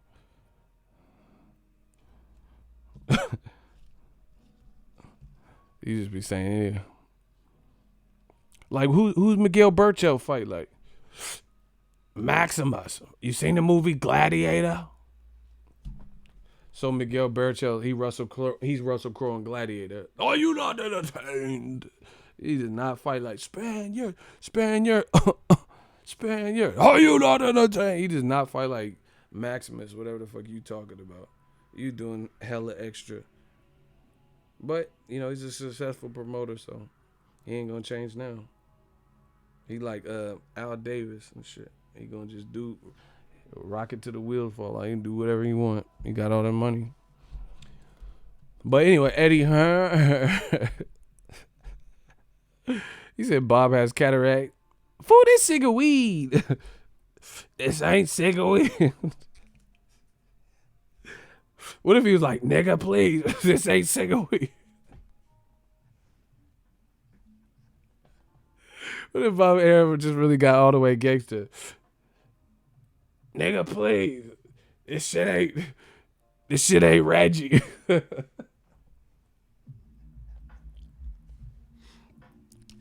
It's the finest indica available. I like sativa mixed with the chiva. And the end.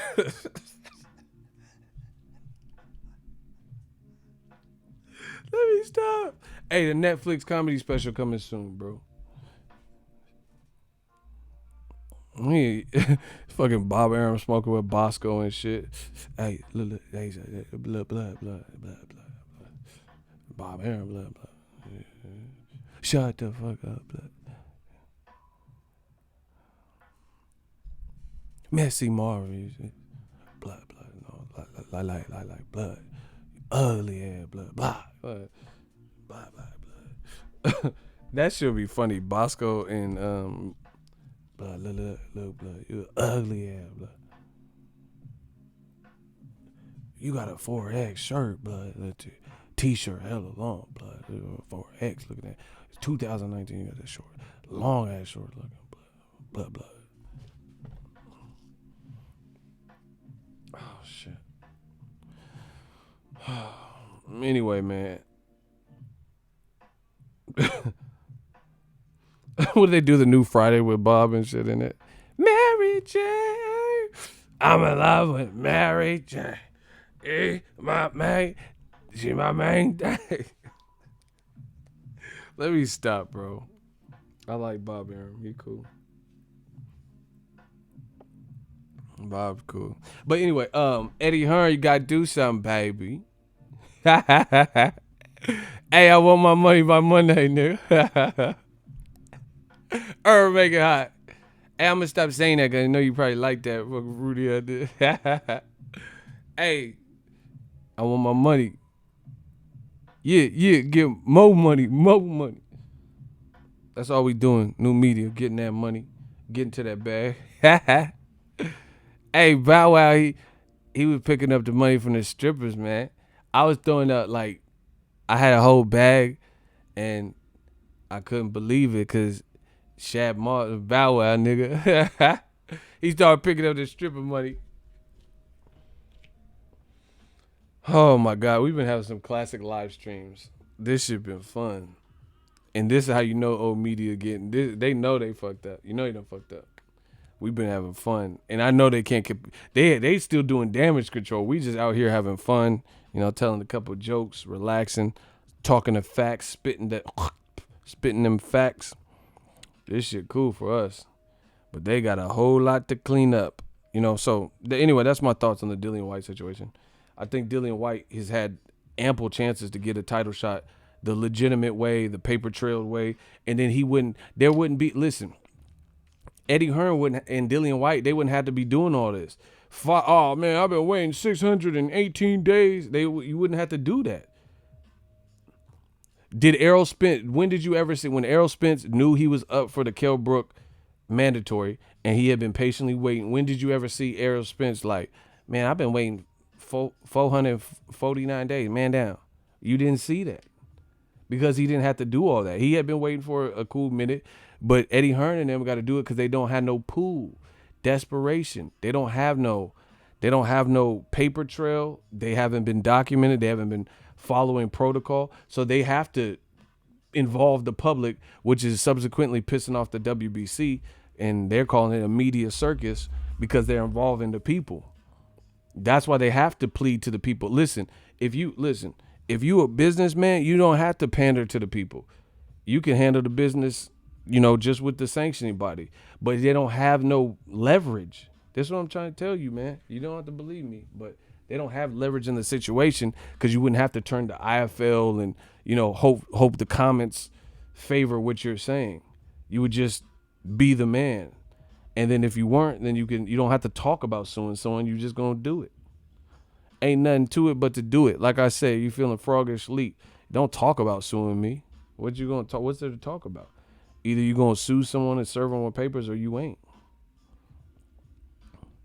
But Eddie Hearn doing these petty threats, like, oh, this just sounds like a big temper tantrum. All these other promoters and advisors are probably laughing, cause Bob Arum. When have you seen Bob Arum like this? Bob Arum's had little fits here and there, like, oh, Al Heyman doesn't do this, but it looks like he's working with him for the Tyson Fury fight, so he's still getting his way. Bro, all I know is Eddie Hearn got 4. Katie Taylor must win and look better versus Delphine Persones. AJ must win. Anthony Joshua, he must win. Dillian Whyte must win versus Oscar Rivas. And Maurice Hooker got to win versus Jose Ramirez. If that is, it's going to go way left. It's going to go way left if any of those guys lose. Or if multiple, like if 2 of the 4 lose or 3 of the 4, it's going to be bad. So we'll see how it all plays out. I'm out. Call me when it's gangster, man. Thank you guys for the super chats. Somebody sent me some PayPal donations earlier. Hamza was one of them. Let me read his message because I don't like to not get to the message. But I got it after. I seen the alert after my stream was already over. But appreciate you guys for sending the super chats and whatnot. Man, we just doing it over at New Media. Shout out to Hamza. This is a message from Hamza. $5 super chat. Loving the content. You speaking for us boxing fans worldwide. The agenda is real. I'll support more in a few days when I get paid. You know what it is, Hamza. Shout out to Hamza. So, we just having fun with this game. Hope you guys enjoyed the show. More content coming soon. I told you, I'm waiting for them to keep up with me. Where old media at? We on the home stretch. We about to lap y'all, and they still trying to recruit. They still, Tyson Fury. You're trying to jump to Tyson Fury now. You said AJ was a man. Now you're trying to jump to anybody not named Wilder. Listen, here's the other thing. I'm gonna leave you with something to think about. New media, because we control the game. We control the narrative. Funny thing is, Ring Magazine, all these people, a lot of them had AJ number 1. He had the most belts. He had fought Klitschko. So before he lost, when he's undefeated, rightfully they had him number 1. Cool, I get it. A lot of them had Wilder number 2. That's how they ranked it. AJ number 1, Wilder number 2. How come when AJ loses, instead of putting the guy that beat him, the Brown fighter, Andy Ruiz Jr., in the number 1 spot, or the long-standing, the longest reigning heavyweight champion, Deontay Wilder, which I think is the rightful fit, put him at number 1? How did you move Tyson Fury, who wasn't even number 2? How did you move him to the number 1 spot because Joshua lost? Please explain that. If the list was AJ number 1, Wilder number 2, and then Tyson Fury number 3, when Joshua got knocked off by Ruiz, you don't replace the list with Ruiz number 1, the Brown fighter, and you don't take the black fighter who was number 2, and since the guy got knocked off, move him up because he keeps winning, and he just won impressively versus Dominic Brazil. They somehow leapfrogged before Tom Schwartz had even gotten beat. They didn't even wait for Tyson Fury to beat Tom Schwartz before Ring Magazine announced that Tyson Fury was the number 1. And you tell me it's not an agenda? Bro, they tell you each and every time that it's an agenda. Because if it wasn't an agenda, if they about to fight in 2 weeks, why is your paper pound for pound list, why is it even coming out before their fight is concluded? Facts, Ego, me and my pops were just saying that. Bro, they doing everything in their part to not have the black fighter in the number 1 spot. And preferably not the brown fighter. Look at it. Canelo Alvarez, he ain't done more than Lomachenko. Terrence Crawford ain't done more than Lomachenko when they got like 2, 3, 4 times more fights and shit. Canelo's resume is dope. And on record, he only lost 1 fight. But I thought he lost Triple G. But I don't think he lost Triple G. And a lot of things, the second fight. So the first one was a draw. The second one he won. But then they making their own list despite that not everyone agrees with you that Canelo lost. I thought Canelo beat Golovkin's ass in the second fight, except for the latter rounds because he started getting tired. They're like trying to make their own rules, and this what makes old media look horrible. Like I said, Wilder's number 2 on most lists, Joshua number 1. Joshua loses, and then Wilder, he don't move up. That's like if Floyd Mayweather was number 1 pound for pound, and then they had Pacquiao number 2, and let's say Marquez fought Mayweather and knocked him out. If Marquez knocked out Mayweather, don't you think they would put Marquez either at number 1 or at the very least they would put Pacquiao, who had been riding at number 2, bump him up?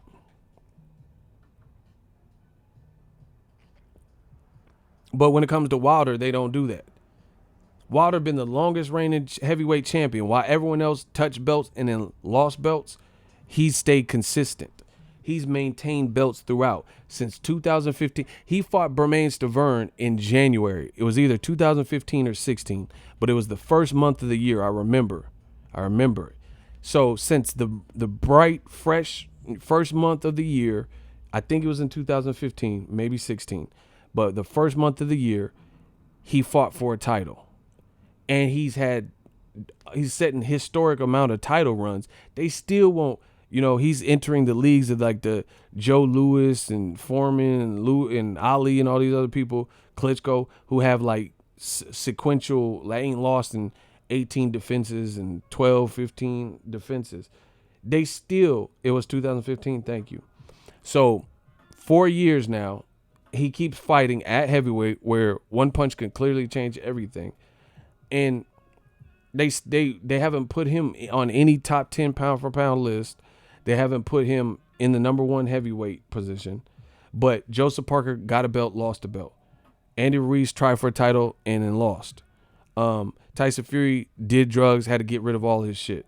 Charles Martin had a belt, lost it. AJ had a belt and lost it. Bro, everyone else can, like, no one else has done this. But for some reason, it hurts him so bad to put Wilder as the number 1 heavyweight. And I don't give a fuck about no style. There's a lot of people who cares if you don't like someone's style. The style's effective. Beat the style. Homie Ego always keeping it real for sure. I love boxing. Shout out to my dude Hector Camacho.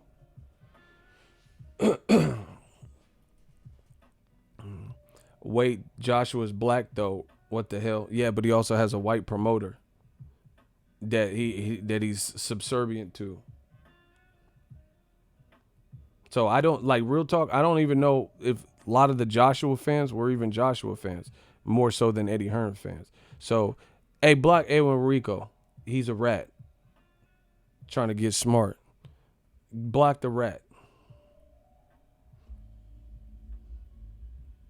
And the other thing is this. See, this is what happens. They try to go at the dawn.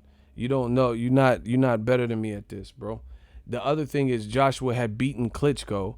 He had few fights, 22 fights, 21 fights, and he had 3 belts. So it gets to a point where if it's all that, one person has 4 belts, 4 technically with the IBO, and he fought Klitschko and knocked him out. It's hard not to put him there. You would look even more biased. Just like Floyd Mayweather. They didn't want to have Floyd number 1 pound for pound, but if you didn't have Floyd number 1 pound for pound, you would look even dumber because then it would look like you're obviously, it would make the jig would be up even more. So it gets to a point where there's some situations where they'll put someone because they have no other choice, like welterweight. Name a non-black fighter that they can put in the number 1 spot. Nobody. How can you put someone over Crawford or Errol Spence? There is nobody because everyone else has losses and shit. And then there's no one with 2 belts or more. So yeah. They don't prefer to do it, but if it's extreme situations where everybody, the top guys are all black, yeah. But you see, soon as Joshua lost, the black guy lost, they immediately put Tyson Fury, jumped him all the way up to number 1, even before he beat Tom Schwartz. That goes to show you everything I'm saying. They don't even care what the performance is with Tom Schwartz. They're willing to lend their credibility on the hopes that he gets past this mismatch, which he did. Right? They don't even care. They're just going to drop the list. Like, oh, shit. They don't wait for the Tom Schwartz and then say it. They came out with the Ring magazine number 1, Tyson Fury number 1, right after Joshua lost. And then they immediately said it was Fury before Tyson Fury fought Tom Schwartz. That goes to show you. Why wouldn't you not just wait a couple weeks until the fight?